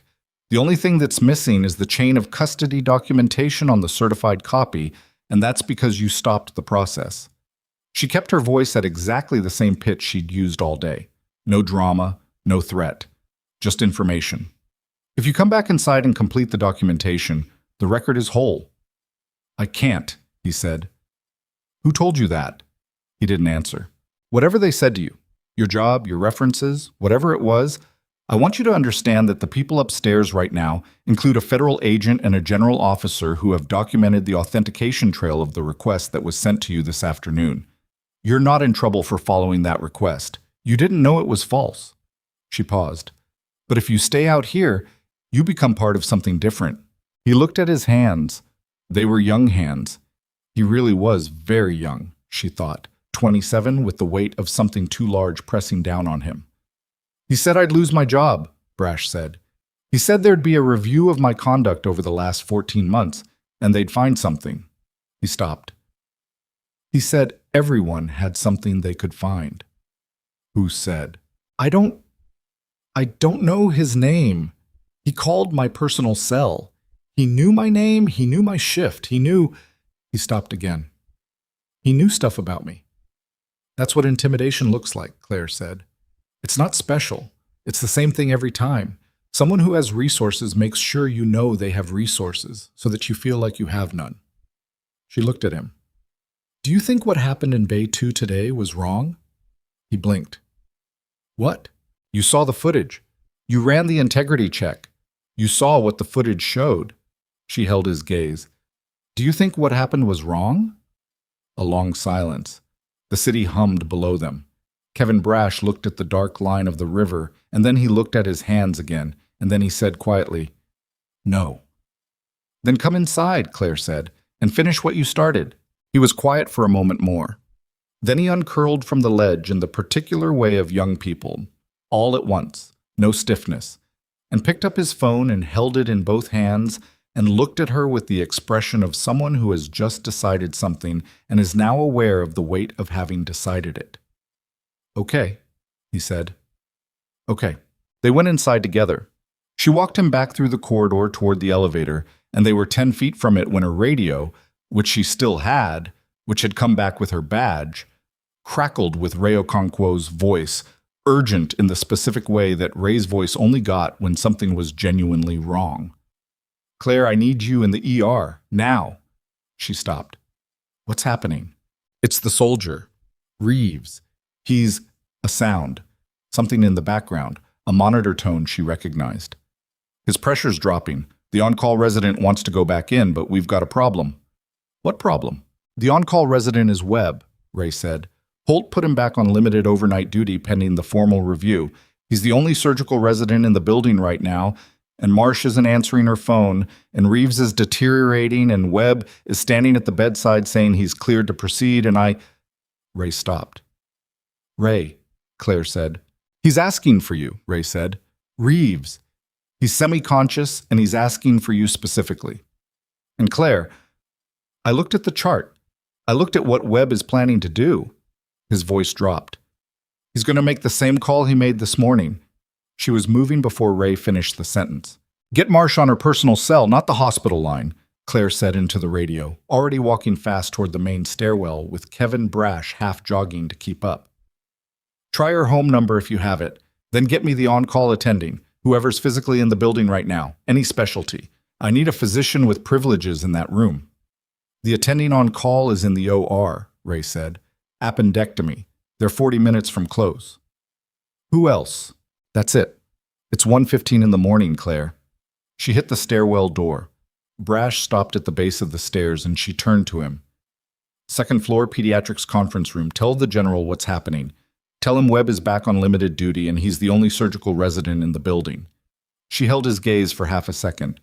Then complete your documentation. Don't stop for anything. He nodded and went. She went up, quiet. Dominic Reeves was awake when she came in, which was both better and worse than she'd expected. He was awake in the gray, effortful way of someone fighting anesthesia residue and pain medication and a body that was trying very hard to tell him to stop, and his eyes tracked her across the room with the focused desperation of someone who had been waiting for a specific person and was relieved that the person had arrived. Marcus Webb was on the other side of the bed.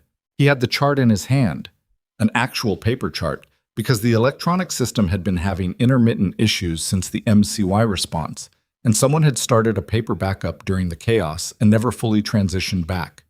He was wearing his white coat, which he shouldn't have been wearing given that he'd been pulled from duty 12 hours ago, and his jaw had the set of someone who had decided on a course of action and was not planning to discuss it.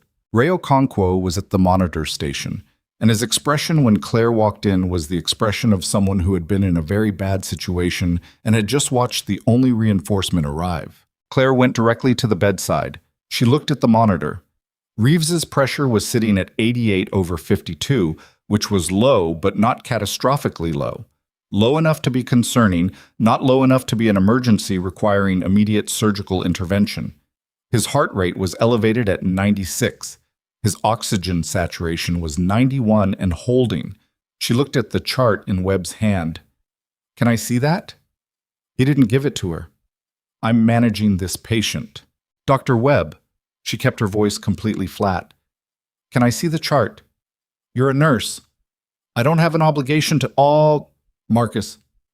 Reeves's voice was rough and slow, but it was present. "Give her the chart." Webb looked at his patient. Something moved across his face. Not quite shame, more like the surprise of someone who'd forgotten that the patient was conscious and capable of preferences. He held the chart out. Claire took it. She read it. She read it thoroughly, the way she read everything. Not skimming, actually reading, each entry in sequence, the overnight notes, the vitals trend, the last lab values. The pressure drop had started 40 minutes ago, gradual, consistent with one specific differential that wasn't what Webb had written in his assessment note. Webb had written possible surgical site hemorrhage, recommend return to OR for exploratory. Claire looked at the last lab panel. She looked at the fluid balance sheet. She looked at the medication administration record and found what she was looking for in the 11:40 p.m. entry, a dose of ketorolac, an anti-inflammatory pain medication administered by the overnight nurse for post-surgical pain management. Standard protocol. Entirely correct for most post-surgical patients. Contraindicated in patients with recent vascular repair because it inhibited platelet aggregation. The pressure drop wasn't a hemorrhage. It was medication-induced coagulopathy causing slow diffuse oozing at the repair site. A very different problem with a very different solution. And the solution was absolutely not exploratory surgery, which would expose the repair to additional trauma and risk a genuine catastrophic bleed. "He doesn't need to go back to the OR," she said. Webb's jaw tightened. His pressure is dropping because of the ketorolac. Look at the 11:40 administration."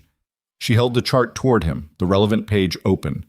"His platelet function is compromised. He needs the ketorolac reversed. He needs a platelet transfusion, and he needs his pressure supported with fluids while the reversal takes effect." She kept her voice even. "If you open that chest right now, the repair site bleeds into the surgical field and you lose him." Webb stared at her. He was looking at the chart, and she could see him read the entry, and she could see him understand what she was saying, and she could see the specific moment when he understood that she was right, and she could also see that understanding collide with something else. Something that had nothing to do with medicine and everything to do with who he was in this room and who he'd been for his entire career. He said, "I need you to step back." "I'm not going to do that. This is not your—" "Dr. Webb." Claire set the chart on the bedside table. She looked at him over Reeves's body. "I know you understand what the chart says. I know you can read a medication administration record, and I know that what I just told you is correct." She paused. "So I need you to tell me right now. Are you going to order the reversal, or are you going to call for an OR?" The room was very quiet. The monitor beeped. Reeves's eyes moved between them with the careful attention of a man who was in pain and scared and tracking the argument happening over him the way you track something you had no control over but very high stakes in. Ray Okonkwo said from the monitor station, very quietly, "His pressure's down to 84. Webb looked at the monitor. He looked at the chart. He looked at Claire. He said, "Order the platelet transfusion." Claire was already at the medication cart. It took 40 minutes. Not clean and fast. 40 real minutes of pressure support and reversal agent and a platelet transfusion that came up from the blood bank with the particular slowness of a hospital at 1:30 in the morning, where the blood bank tech was working alone, and the pneumatic tube system had been unreliable since the MC1, and someone had to physically carry the unit up from the basement. Ray carried it. He did it at a pace that was technically walking, but only technically. The pressure came up. Not all at once, incrementally, in the way that physiology actually worked.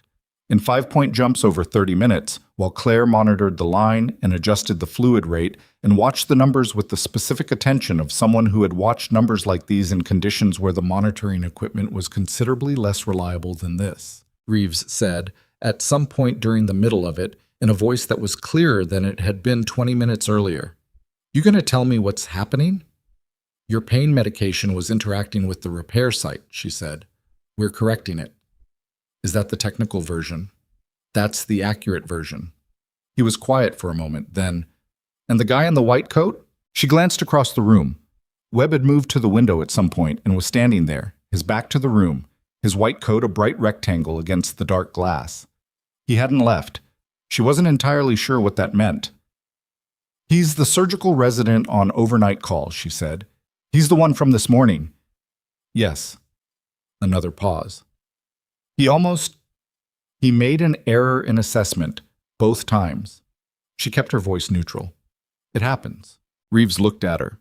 He had the eyes of someone who had been in situations where errors in assessment had consequences that weren't discussable in present company, and he understood the space between what she'd said and what she hadn't said. "Does it happen a lot, here?" She didn't answer that. At the 80-minute mark, 40 minutes into treatment, Renata Marsh arrived. She came in fast, still in street clothes, her hair not quite sorted, her expression the expression of someone who had been asleep and was now very much not asleep and was processing information at speed. She'd gotten Ray's third call, apparently, the one he'd made to her personal cell after the hospital line went unanswered. She looked at the monitor. She looked at the chart Claire handed her. She read it the same way Claire had read it, thoroughly, in sequence. Then she looked at Webb. He turned from the window when he felt her looking. His face in the room's light was tired in a way that was different from how tired he'd been this morning. It had something collapsed in it, not dramatic, just quieter than before. Marsh said, "Marcus, tell me what your plan was." He told her. He told her what he'd found when he'd been called to the room, what he'd assessed, what he'd intended to do. He told her in the clipped, defensive language of a resident presenting to an attending, and he told her accurately, which she could verify against the chart. When he finished, Marsh said, "And what did Nurse Donovan say?" She identified the ketorolac interaction. "And what did you do?" A pause. The pause of someone deciding whether to reframe what had happened or just say it. "I ordered the reversal," he said, "and the platelet transfusion." Marsh nodded. She looked at the monitor. She looked at Reeves, who was looking at her with the polite attention of a man who had decided to trust the process because he had no immediate alternative. She said, "He's stable. Good pressure trend, good sat." She looked at Claire. "Nice catch." "The ketorolac entry was in plain sight," Claire said. "It was," Marsh agreed. She set the chart down. She said to Webb, without particular heat, "Go home." He blinked. "I'm on overnight. I'm here now. Go home." She held his gaze. "And Marcus, I want you to think between now and whenever your review is scheduled about what's happened in the last 18 hours. All of it. Not your version of it. What actually happened?" She paused. "Because right now you're in a situation where you filed a false report, you attempted a procedure that would have killed a patient this morning, and you were 30 seconds from repeating that error tonight. And I don't know if you understand the full shape of that yet." Webb stood there. He was 31 years old, and the white coat was wrong on him in a way that had nothing to do with fit, and he had the look, suddenly, of someone standing on a surface that had felt solid 6 hours ago and didn't anymore. He left.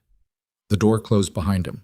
Marsh looked at Ray, who was very carefully examining the fluid balance sheet. She looked at Claire.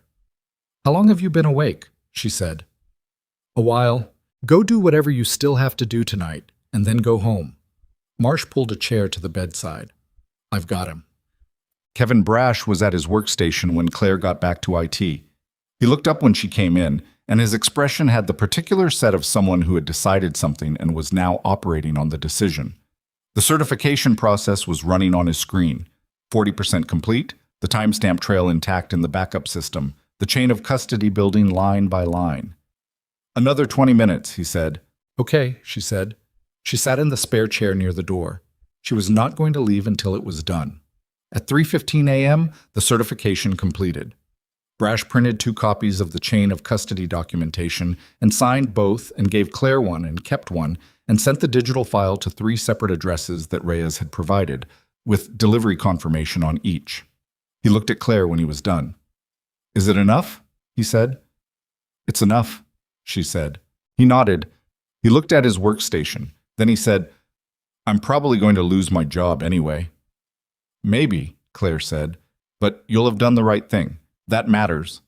He made a face that was young and slightly skeptical, the face of someone who wasn't entirely sure that doing the right thing reliably translated into anything beyond having done it. She appreciated that he didn't pretend otherwise. "It matters more than it feels like it does right now," she said. "I know that's not satisfying." "No," he agreed. "It's really not." She left him there and went upstairs. Reyes had the documentation by 3:20. By 3:40, Ferris had filed the expanded complaint, and by 4 a.m., a federal healthcare oversight investigator who had been roused from sleep somewhere in the Eastern time zone had sent an acknowledgement and a preliminary case number. The acknowledgement was 3 sentences.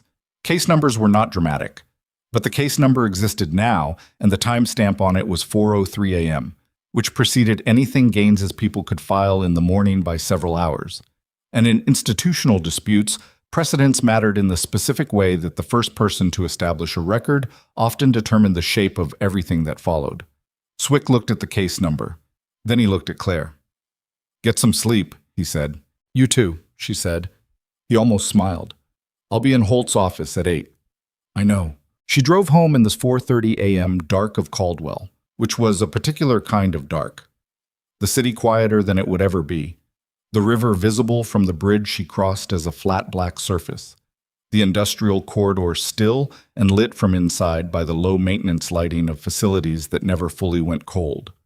She'd driven this route 11 years of mornings and evenings and midnights, and she knew it the way she knew the hospital layout, by reflex, by the body's memory of repetition. She slept for 3 hours.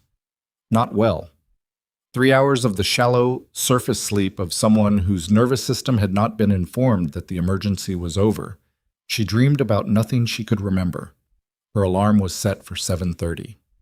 She arrived at the hospital at 7:50, which was 5 minutes later than her usual 9-minute early, which was the most concession she was willing to make to 3 hours of sleep and a 14-hour shift the day before. She clipped her badge on her chest. She took the stairs to the main floor.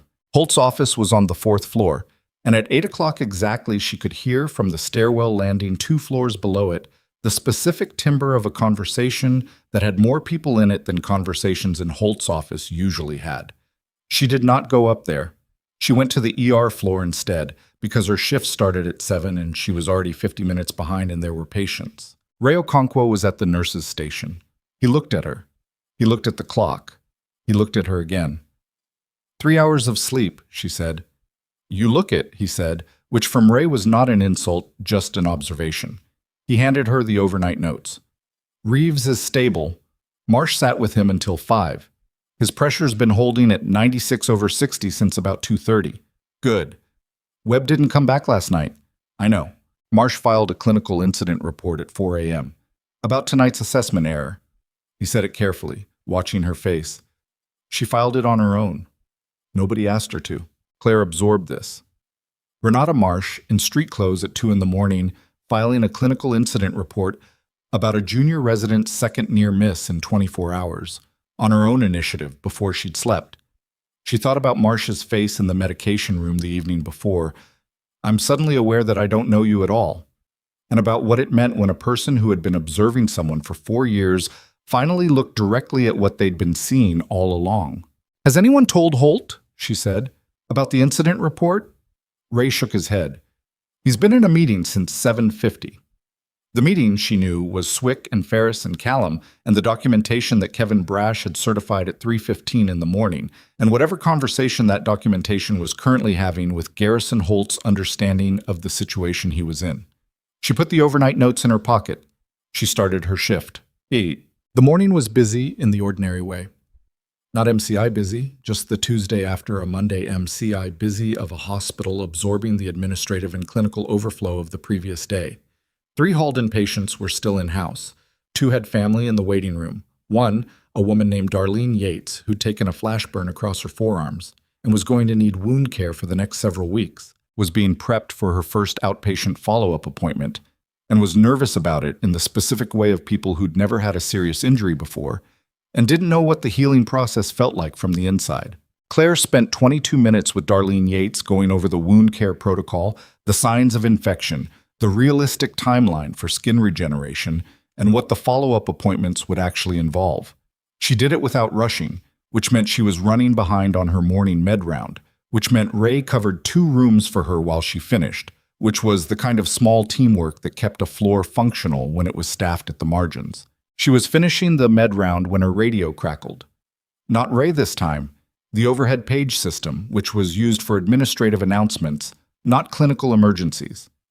The particular tone of it, attention Harwick Memorial staff. This is an administrative notice. Effective immediately, Dr. Marcus Webb has been placed on indefinite suspension of clinical privileges pending investigation by the hospital's medical executive committee. Additionally, the board has accepted the voluntary recusal of board member Stafford Gaines from all matters pending investigation by federal healthcare oversight. All staff with information relevant to either matter are requested to contact the compliance officer. A pause. Thank you. The PA clicked off. The ER floor was quiet for about 4 seconds. Then it wasn't. The quiet broke the way it always broke. Not with noise exactly, but with movement. The particular shuffle of people registering information and beginning to process it. Claire heard the announcement and kept moving her medication cart and did not change her pace because there were still 3 rooms left on the round. Ray appeared at her elbow approximately 90 seconds later. Did you hear that? I heard it. Webb suspended, Gaines recused. He fell into step beside her. Voluntarily recused, he said, with the specific irony of someone who understood that voluntary recusal at 7:55 in the morning after a federal oversight complaint filed at 4 a.m. was not really voluntary in any meaningful sense. The investigation will determine what happens next, she said. Claire. She stopped the cart. She looked at him. You've been here 11 years, Ray said. In 11 years, I have never seen a board member recused. I have never seen a resident suspended before the end of a review cycle. I have never heard the overhead used for a suspension announcement. He paused. Whatever you did last night, whatever you and the people upstairs were doing until 4 in the morning, it moved something. She thought about Kevin Brash on the terrace, his knees pulled up, his phone face down, deciding. She thought about Petra Voss, who had gone home after an overnight shift and written 3 paragraphs before she slept. She thought about Renata Marsh in street clothes filing a clinical incident report at 4 in the morning. I didn't do it alone, she said. That's the actual answer. She pushed the cart to the next room. At 11:40, she was called to the 4th floor. The meeting in Holt's office had ended. His office was now occupied only by Holt himself, and seated across from him, Ferris in the gray jacket who looked entirely awake and entirely unsurprised by everything. Swick was not there. She'd learned from Reyes, who met her at the elevator, that Swick had left the building at 9 to attend a meeting at the federal building downtown, the kind of meeting that the phrase follow-up briefing was used to describe publicly, and that was probably several degrees more significant than that. Holt looked like a man who had been receiving information in compressed intervals for 4 hours and had not fully finished digesting any of it. He looked, more specifically, like a man who was beginning to understand the full shape of the institution he'd been running, or believed he'd been running, and finding it different from his map. He said, "Claire, please sit." She sat. He said, "I've spent this morning reviewing documentation that covers a significant time period. Board decisions, personnel reviews, administrative actions." He was careful about his words in the particular way of someone who had a lawyer in the room. "I want to be direct with you. Some of what I've reviewed, decisions made before my tenure and some during it, reflects a pattern that I was not aware of, that the institution was not aware of at the level it should have been." She said nothing. She waited. "Stafford Gaines has recused himself from the board pending investigation. Marcus Webb is suspended pending the Medical Executive Committee review." He paused. "I've also been informed that a second clinical incident was documented last night involving Dr. Webb, which I was not aware of until 40 minutes ago." "That was documented by Dr. Marsh," Claire said. "Her initiative." "I know." He looked at the desk, then at her. "I want to ask you something, and I'd like an honest answer." "Okay. In 11 years here, how much of this did you know, about the pattern, about how the board operated?" She thought about it. She took the question seriously, which it deserved. "I knew the results," she said. "I didn't know the mechanism. Every time something happened to me, a complaint, a review, being dismissed, I assumed it was the normal friction of an imperfect institution." She paused. "I didn't know the friction was being generated deliberately." He was quiet for a moment. Then he said, "What you did 2 days ago in that trauma bay saved a man's life, and what you did last night may have saved it a second time." He looked at her steadily. "I owe you an apology. I acted on one report without verifying it. I returned your badge because I was told to, not because I'd independently determined it was right." He paused. "That was wrong. I should have known better." It was a real apology. Not a liability-limiting statement. A real one, from a man who had made a bad call quickly and was accounting for it. She appreciated it for what it was, which was not a resolution of anything, just an honest accounting. "Thank you," she said. "The compliance investigation will run its full course," he said. "I can't predict the outcome, and I'm not going to make you promises I can't keep. But I want you to know that your position here, your status, is not in question from this office. And the clinical incident reports from yesterday and last night are in your record as submitted, without amendment." Ferris, from his chair, said nothing. He looked satisfied in the particular way of someone who had drafted the right documents at the right time. She stood. "I have patience," she said. "Of course." Holt stood too, reflexively, the manners of someone who'd been raised to stand when people left the room. "One more thing," he said. "The review committee has asked for your availability this afternoon, regarding your military background and the intervention in Bay 2. He paused. "They'd like a full account, not as a disciplinary matter, as a clinical record." "What time?" 3 o'clock. "I'll be there," she said. She went back to the floor. She had 6 hours between now and 3 o'clock, and there were patients in 6 of the ER rooms who had nothing to do with any of this. The review committee met in the large conference room on the 4th floor, not Holt's glass-walled office, the actual conference room, with a table long enough for 12 and an occupancy this afternoon of 9. 3 physicians, including Marsh, 2 administrators, a compliance officer, a representative from the state nursing board who had apparently driven up from the regional office that morning, a federal healthcare liaison who was probably connected to Reyes, though she wasn't introduced that way, and Claire. She gave the account. She gave it the same way she'd given Swick the account the day before. Sequential, accurate, no editorializing. She answered questions for 40 minutes.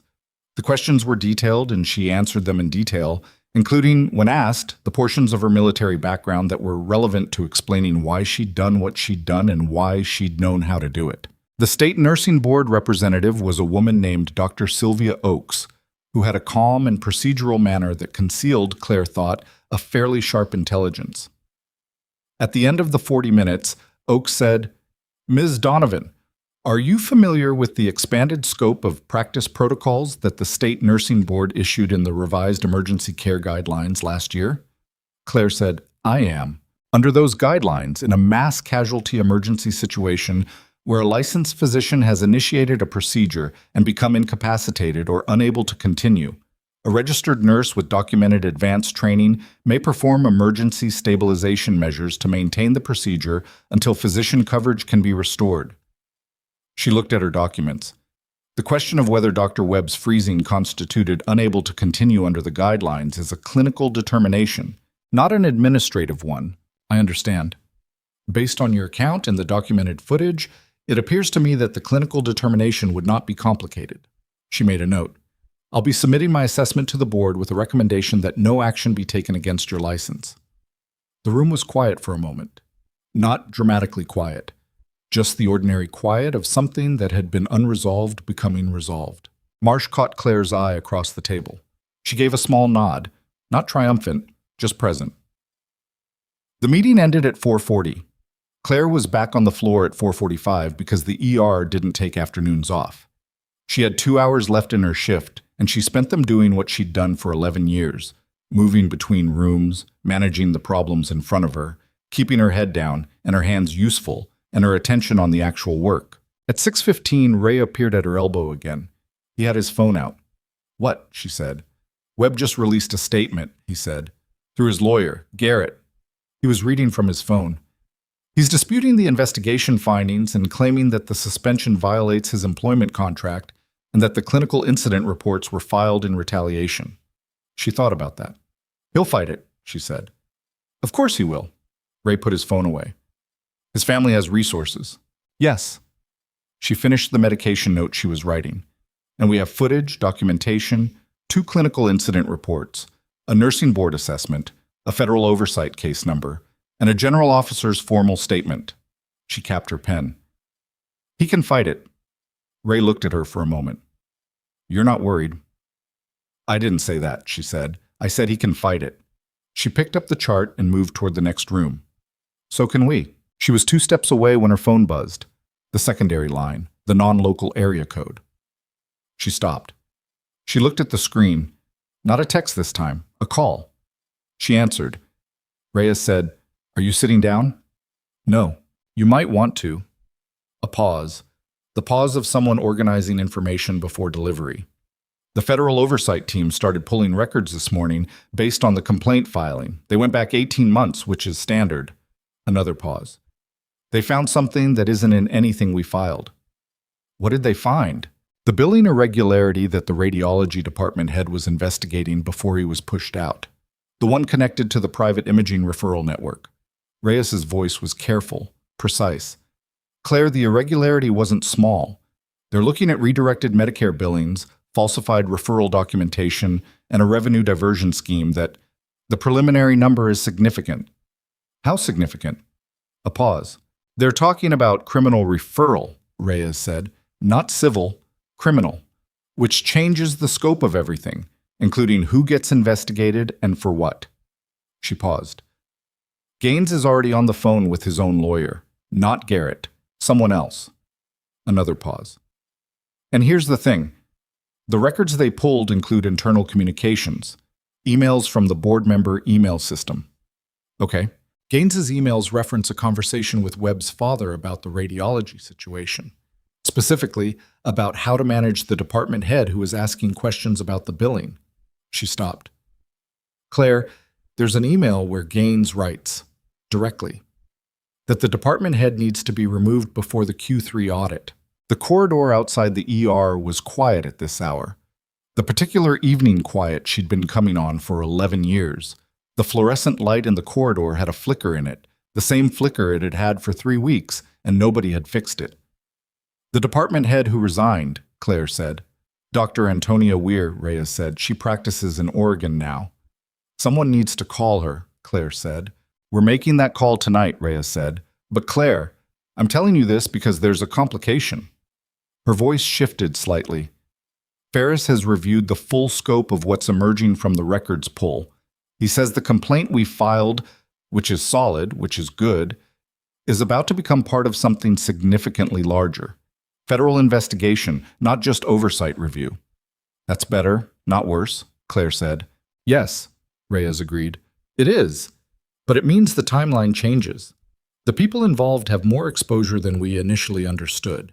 And when people have more exposure than they expected, they do unexpected things, Claire said. Yes. She thought about Gaines and his lawyer. She thought about Webb's father, the gastroenterologist with the private practice and the referral network, and the emails that said removed before the Q3 audit. She thought about the shape of a thing that had been operating inside a hospital for 9 years, small and careful, and protected by board seats and family relationships, and the specific institutional gravity that let certain people remain unchallenged for very long periods of time. She thought about the radiology department head who'd left, the physician who'd gone to Oregon, the billing irregularity that had been buried under a conduct review and a resignation. She thought about Bernard Talley in the waiting room, who'd sat for 6 hours because the hospital was understaffed and overwhelmed and run at the margins, while somewhere in the administrative layer, money was being redirected and emails were being sent about removing people who noticed. What's the complication? She said. Specifically, Reyes said, Gaines made a call this afternoon before his lawyer arrived. We don't have the full content, but we have the metadata. Duration, number.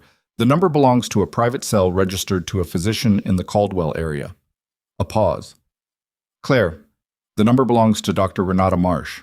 Claire stood in the corridor with the phone against her ear and the fluorescent light flickering above her and the name sitting in her chest like something with weight. Renata Marsh. She thought about Marsh arriving at the hospital yesterday morning in her second glove. Marsh saying, "You're right in the trauma bay," and stepping aside. Marsh filing the clinical incident report at 4 in the morning on her own initiative in street clothes. Marsh looking across the review committee table and giving a small nod. She thought about all of it, and then she thought about what a phone call from Gaines actually meant. Duration, metadata, a number registered to a physician. She thought about how many reasons a person could have for receiving a call from a board member, some of them sinister and some of them entirely mundane, and she thought about the 11 years she'd spent in this hospital, making assumptions about people that turned out to be wrong in both directions. How long was the call? She said. 47 seconds, Reyes said. Claire was quiet for a moment. That's not a conversation, she said. That's someone picking up and hanging up, or someone not picking up and a voicemail. A pause on Reyes's end. It could be. Has anyone talked to Marsh? Not yet. We wanted to flag it to you first. Flag it to Swick, Claire said. And then let Marsh know there's a question. Don't approach it as an accusation. Approach it as a question. She deserves that. Claire. She filed a clinical incident report at 4 in the morning about a patient she wasn't technically responsible for, Claire said. That's not the behavior of someone working with Gaines. That's the behavior of someone doing the right thing when it was hard. She paused. But ask her, directly. She'll tell you. She ended the call. She stood in the corridor another moment. Then she went back to the floor because there were 2 hours left in her shift and she had not yet finished being a nurse for the day. Marsh called her at 7:40. Claire was in the medication room, which was where she always seemed to have the important conversations, and she answered on the second ring. Marsh said, Agent Reyes just called me. I know. Gaines called me at 3:17 this afternoon. Her voice was controlled but not entirely steady, the voice of someone managing something. He told me the federal investigation was going to look at physician relationships with the billing network and that my name appeared in some of the referral documentation because I'd referred patients to the imaging center connected to the network. Sit. A pause. Which I had 2 years ago. It was the closest facility to the hospital, and it was in network for most of our patients. I had no knowledge of the billing irregularities. I know, Claire said. He was trying to scare me, Marsh said. He was implying that my name in the documentation made me vulnerable and that cooperating with... She stopped. I hung up after 47 seconds because I didn't want to hear the rest of it, and then I sat in my car for 10 minutes trying to decide if I needed to call a lawyer. Did you?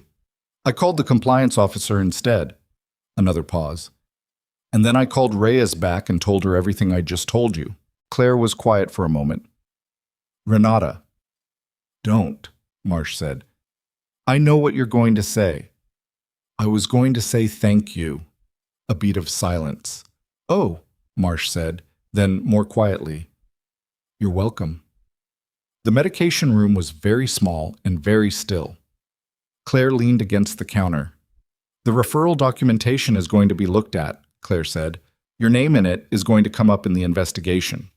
"I know that. It'll be uncomfortable." "I imagine so." Marsh's voice had steadied. "I referred patients to a facility that turned out to be fraudulent. I didn't know. I'll say so clearly under whatever examination is required." A pause. "What I won't do is pretend that Gaines calling me this afternoon was something other than what it was." Her voice tightened slightly. "He tried to use me. He picked up a phone and thought that was still a tool available to him. A beat. He was wrong." Claire ended the call a few minutes later and finished the medication round. She documented her last patient notes at 7:58 and handed off to the night nurse, a man named Domingo who was excellent and perpetually exhausted and who took the handoff notes with the focused attention of someone who knew he was going to need them. She clipped out her badge. She took the stairs. The next 3 weeks moved the way institutional accountability moved when it finally moved. Not cleanly, not cinematically, but with the grinding forward momentum of processes that had been set in motion and could not now be stopped. The federal investigation expanded within the first week to include 17 months of billing records, 4 board members' communications, and the full patient referral history of the private imaging network connected to Webb's father's practice. The preliminary findings were referred to the U.S. Attorney's Office on a Tuesday. By Thursday of the same week, Stafford Gaines had been formally removed from the hospital board pending criminal investigation, and his removal was not voluntary this time. It was a board vote, 8-1, the one dissenting vote being a member who retained the same law firm as Gaines and who resigned the following morning. Marcus Webb's suspension became permanent termination after the Medical Executive Committee completed its review of both the Bay 2 incident and the overnight near-miss with Reeves. The committee's report was 16 pages. It documented the false incident report in clinical detail, documented the second assessment error with equal precision, and noted a pattern of overconfident clinical decision-making across Webb's residency that had been flagged twice by attending physicians and never formally addressed. The report was a careful, specific document that did not use emotional language, which made it more damning than if it had. Webb's lawyer, Garrett, filed an unlawful termination suit within 5 days. The suit cited procedural irregularities in the review process and claimed the termination was retaliatory. It was the kind of suit that could tie up a decision for a year or more if the institution blinked. Harwick Memorial did not blink. Holt authorized the hospital's legal team to defend the termination fully, and the legal team, perhaps aware of what the federal investigation had already found in the administrative communications, did so with more confidence than anyone had expected. The footage, the nursing documentation, the clinical incident reports, the surgical team's confirmation, the state nursing board's assessment, 16 pages from the Medical Executive Committee. Garrett's suit did not survive its first challenge. It was dismissed with prejudice in week 3. Webb's father lost his participation in the private imaging referral network when the network's operating license was suspended pending the criminal investigation. 3 other physicians who'd had referral relationships with the network received letters from the oversight body requesting documentation of their knowledge of billing practices. Marsh received one of those letters. She responded within 48 hours with full documentation of her referral history and a written statement that was 3 pages long and left nothing out. No further action was taken against her. Dr. Antonia Weir, the former radiology department head who had left for Oregon 4 years ago, was contacted by the federal investigation team. She had, it turned out, kept everything, every email, every internal memo, every document related to the billing irregularities she'd identified before the board review that had driven her out. She had kept it in a folder on a personal hard drive because she'd known, with the specific certainty of someone who has been on the wrong end of institutional power, that she might someday need it. That folder became a significant part of the federal case. On a Thursday morning in the 4th week, Claire was in the ER when Ray Okonkwo appeared at her elbow and said, "You have a visitor," in the family waiting area. She followed him. Dominic Reeves was standing near the window, not sitting. He was the kind of man who sat only when the situation required it. He was in civilian clothes, moving carefully with the particular deliberateness of someone 3 weeks out from a major chest repair whose body was still renegotiating what it could ask of itself. He looked better than he had any right to look. His wife was with him, a woman named Dana, who had the composure of someone who had received a very bad phone call 3 weeks ago and had been holding things together since, and who looked at Claire with the steady, direct gratitude of a person who didn't have a lot of use for indirection. Beside them, slightly behind, holding her father's hand and examining the waiting room with the focused curiosity of someone who found hospitals interesting rather than frightening, was a girl of approximately 7 with very dark eyes and her father's posture. Reeves said, "We wanted to come in person." "You didn't have to do that," Claire said. "No," he agreed. "We wanted to." He held her gaze. The chest repair had left him with a scar she couldn't see but knew was there, and the 3 weeks had taken something from him physically that would take months to return, and he was standing in the family waiting area of a hospital in Caldwell in his civilian clothes looking at the nurse who had kept him alive long enough for the rest of it to happen. And his face said something that he was then also going to say with words, because he was that kind of man. "Thank you," he said, "for what you did, both times." Claire looked at him. She looked at Dana, who nodded once, not performatively, just acknowledging. She looked at the girl with the dark eyes, who was now looking directly at her with the unguarded attention of a child who hasn't learned yet to pretend not to stare. "What's your name?" Claire asked her. "Maya," the girl said. "That's a good name." "I know," Maya said, with the confidence of someone who had already settled this question. Claire almost laughed. It came out instead as a sound that was approximately a laugh, which was close enough. She looked back at Reeves. "Make it count," she said. It was what she'd told him the first time, half-conscious in a hospital bed, and he heard the echo of it now, and something in his expression shifted into something quieter and more specific. "Working on it," he said. They left 10 minutes later, Maya walking out with the particular gravity of a 7-year-old who had been taken somewhere important and understood it. Claire watched them go through the waiting room's glass doors, and then she turned around and went back to work, because the waiting room was not the floor and there were patients on the floor.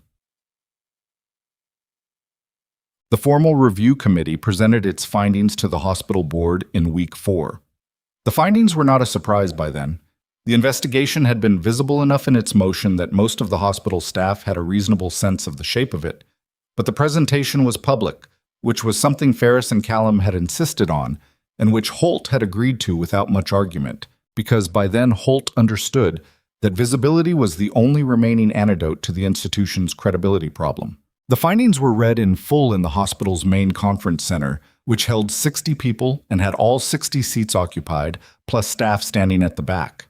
Claire sat in the 4th row next to Ray Okonkwo, who had taken the afternoon off to be there, and next to Marsh, who had not taken the afternoon off because she had a procedure at 2, but had rearranged it to end by 1:15 and had arrived with 3 minutes to spare, still wearing her surgical cap, which she'd apparently forgotten about until she sat down and Ray pointed at it, at which point she pulled it off with the expression of someone who had bigger things to think about than headwear.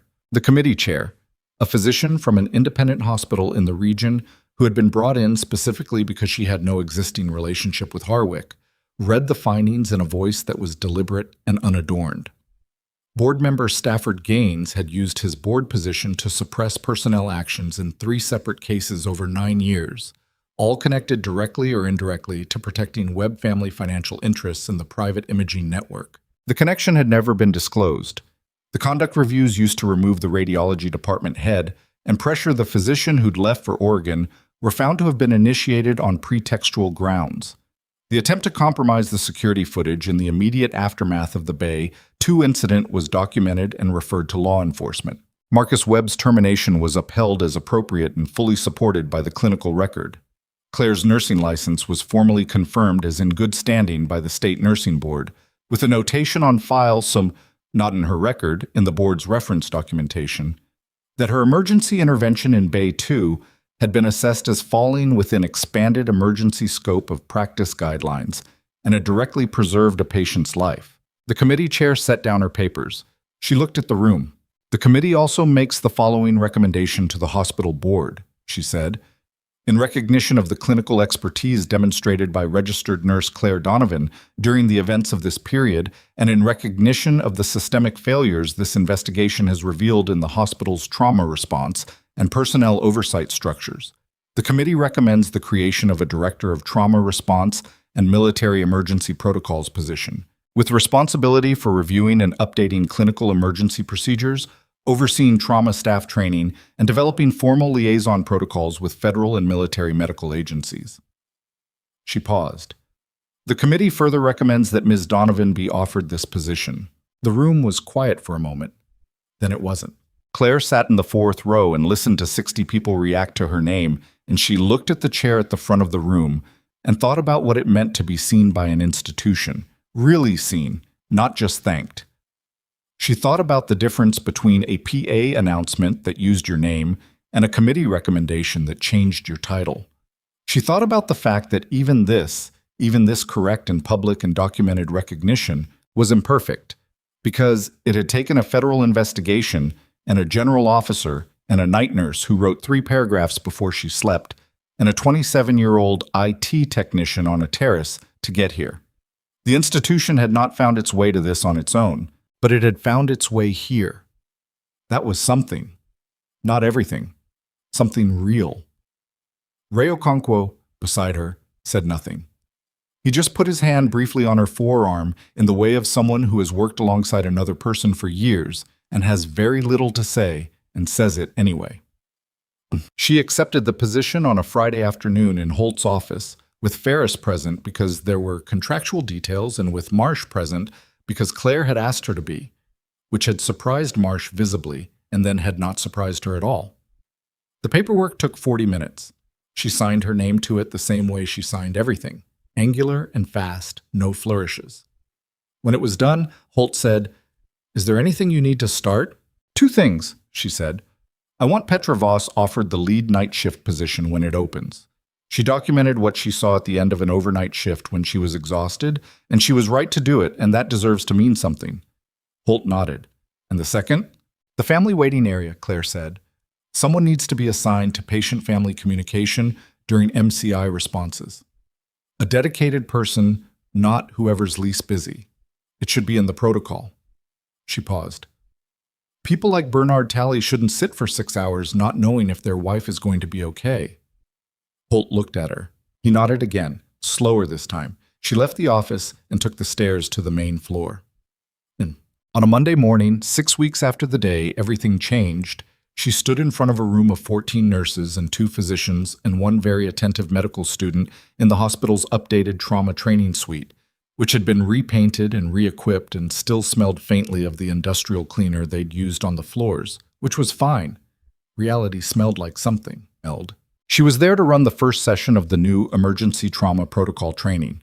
The curriculum had taken her 2 weeks to develop, drawing on 14 years of military medical experience and 11 years of civilian trauma nursing, and 1 specific morning in 1 specific trauma bay that she now referred to in the training materials as the event of record, which was accurate and said everything that needed saying without requiring elaboration. She stood in front of the room and looked at the people in it.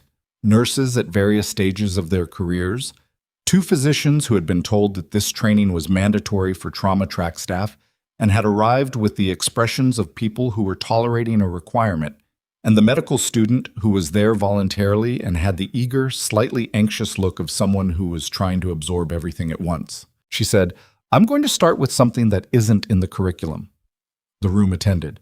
Most of the failures I've seen in emergency situations, not just here, in a lot of contexts, didn't happen because people lacked technical skill.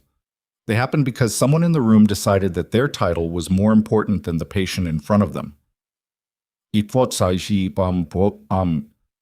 let that settle. Titles matter in medicine. Hierarchy matters. There are very good reasons for clinical structure, and I'm not here to undermine them. She paused. But a title is a tool. It's meant to serve the patient. When it stops serving the patient and starts serving itself, it becomes a liability. She looked around the room. Every single person in this room has knowledge that is valuable. Every single person in this room has seen something that someone else missed. Your job, whatever your job title says, is to say the thing you see, clearly, directly, to whoever needs to hear it. She paused. Even if that's uncomfortable. especially if that's uncomfortable. The room was quiet in the particular way of people who are listening rather than waiting to speak. She said, "The protocols we're going to work through today are designed to give you the structural language for that, to make the uncomfortable thing have a process, so it doesn't have to depend on individual courage every time." She picked up the training packet from the table. Individual courage is not a reliable system. Good protocols are. She taught for 2 hours. She was not a natural teacher in the performing sense. She didn't have the warm authority of someone who'd done this in lecture halls for decades. And there were 2 moments when she explained something too quickly and had to back up and say it differently. And once she misspelled a term on the whiteboard and didn't notice until the medical student raised their hand. These things happened. She corrected them and moved on. At the end of the 2 hours, one of the physicians who'd arrived with the tolerating a requirement expression, a trauma physician named Dr. Vasquez, who had 12 years on her and had clearly seen a great many things, raised his hand and said, "The expanded scope protocol in Section 4, the emergency stabilization provision. Has that actually been tested in a real case?" She looked at him. "Yes," she said. "In this building, 6 weeks ago." He looked at her. He looked at the room. Then he looked back at her with the particular expression of someone who had just connected a piece of information to a name. "You're Donovan," he said. "I am," she said. A pause. He nodded slowly with the specific respect of one clinician for another who has done something technically demanding under impossible conditions. "All right," he said. "I have no further questions." She dismissed the room at the 2-hour mark because she'd said what needed saying and the rest was in the packet. She stayed to answer questions for another 20 minutes. The medical student had several, all good, and then the room cleared. She stood alone in the training suite for a moment. The whiteboard still had her notes on it, including the misspelled term that she'd corrected. The chairs were slightly out of alignment from where people had shifted during the session. The window looked out over the hospital's interior courtyard, the small green space with its outdoor lights, which in the daytime was simply a courtyard, no more and no less. She thought about what it meant to have spent 11 years in a building and to be, at the end of those 11 years, more fully present in it than she'd been at the beginning. Not because the building had changed. Buildings didn't change, or changed slowly, or changed in the wrong directions just as often as the right ones. But because she had stopped trying to take up less space than she occupied, and that, it turned out, made everything different. She hadn't done it gracefully. There had been nothing graceful about the last 6 weeks. She had been suspended and reinstated and threatened and investigated and called to meetings in the middle of the night, in conference rooms decorated with cheerful cartoon organs, and she had been wrong about some things and right about others, and she had been tired in ways she hadn't let herself be tired in 11 years. She was still tired, but she was here, in a room that now had her protocols on the wall and her name on a door down the hall. And somewhere in this building, Renata Marsh was in a procedure, and Ray Okonkwo was running the ER floor, and Petra Voss was asleep after an overnight shift, having written, in her last set of notes before she clocked out, a careful and specific observation about a patient that the oncoming nurse would use to catch something early. That was the actual work. Not the investigations and the federal case numbers and the termination proceedings, though all of that mattered. The actual work was the patient whose name you learned before you touched them. The man in the waiting room who'd been scared for 6 hours. The thing you saw that you said out loud, even when it was uncomfortable to say it. She picked up the training packet. She turned off the projector. She left the room the same way she'd entered it, through the door, at a normal pace, with nothing dramatic in her exit. She had patients to see. That had always been enough. It still was. It was just finally, fully, openly, visibly enough. And the woman who walked down the corridor toward the ER floor, badge clipped to her left chest pocket, carrying a training packet with her own protocols in it, was no longer a person who needed to make herself smaller to survive the institution around her. She was the institution now, part of it. One of the people who got to decide what it would be. She had not come here for that. She had come here to hide, and she had stayed because hiding became habit, and she had been found anyway. Not by the people she'd been hiding from, but by the situation itself, by the one moment that the moment required her to be what she'd always been. You couldn't outrun what you were built for. You could set it aside. You could be quiet about it for 11 years. But it was there, in your hands and your training, and the part of your brain that assessed a chest wound in 3 seconds and knew exactly what to do. And eventually the moment arrived when none of the quietness mattered anymore. The moment always arrived. The question was just whether you were ready to let it.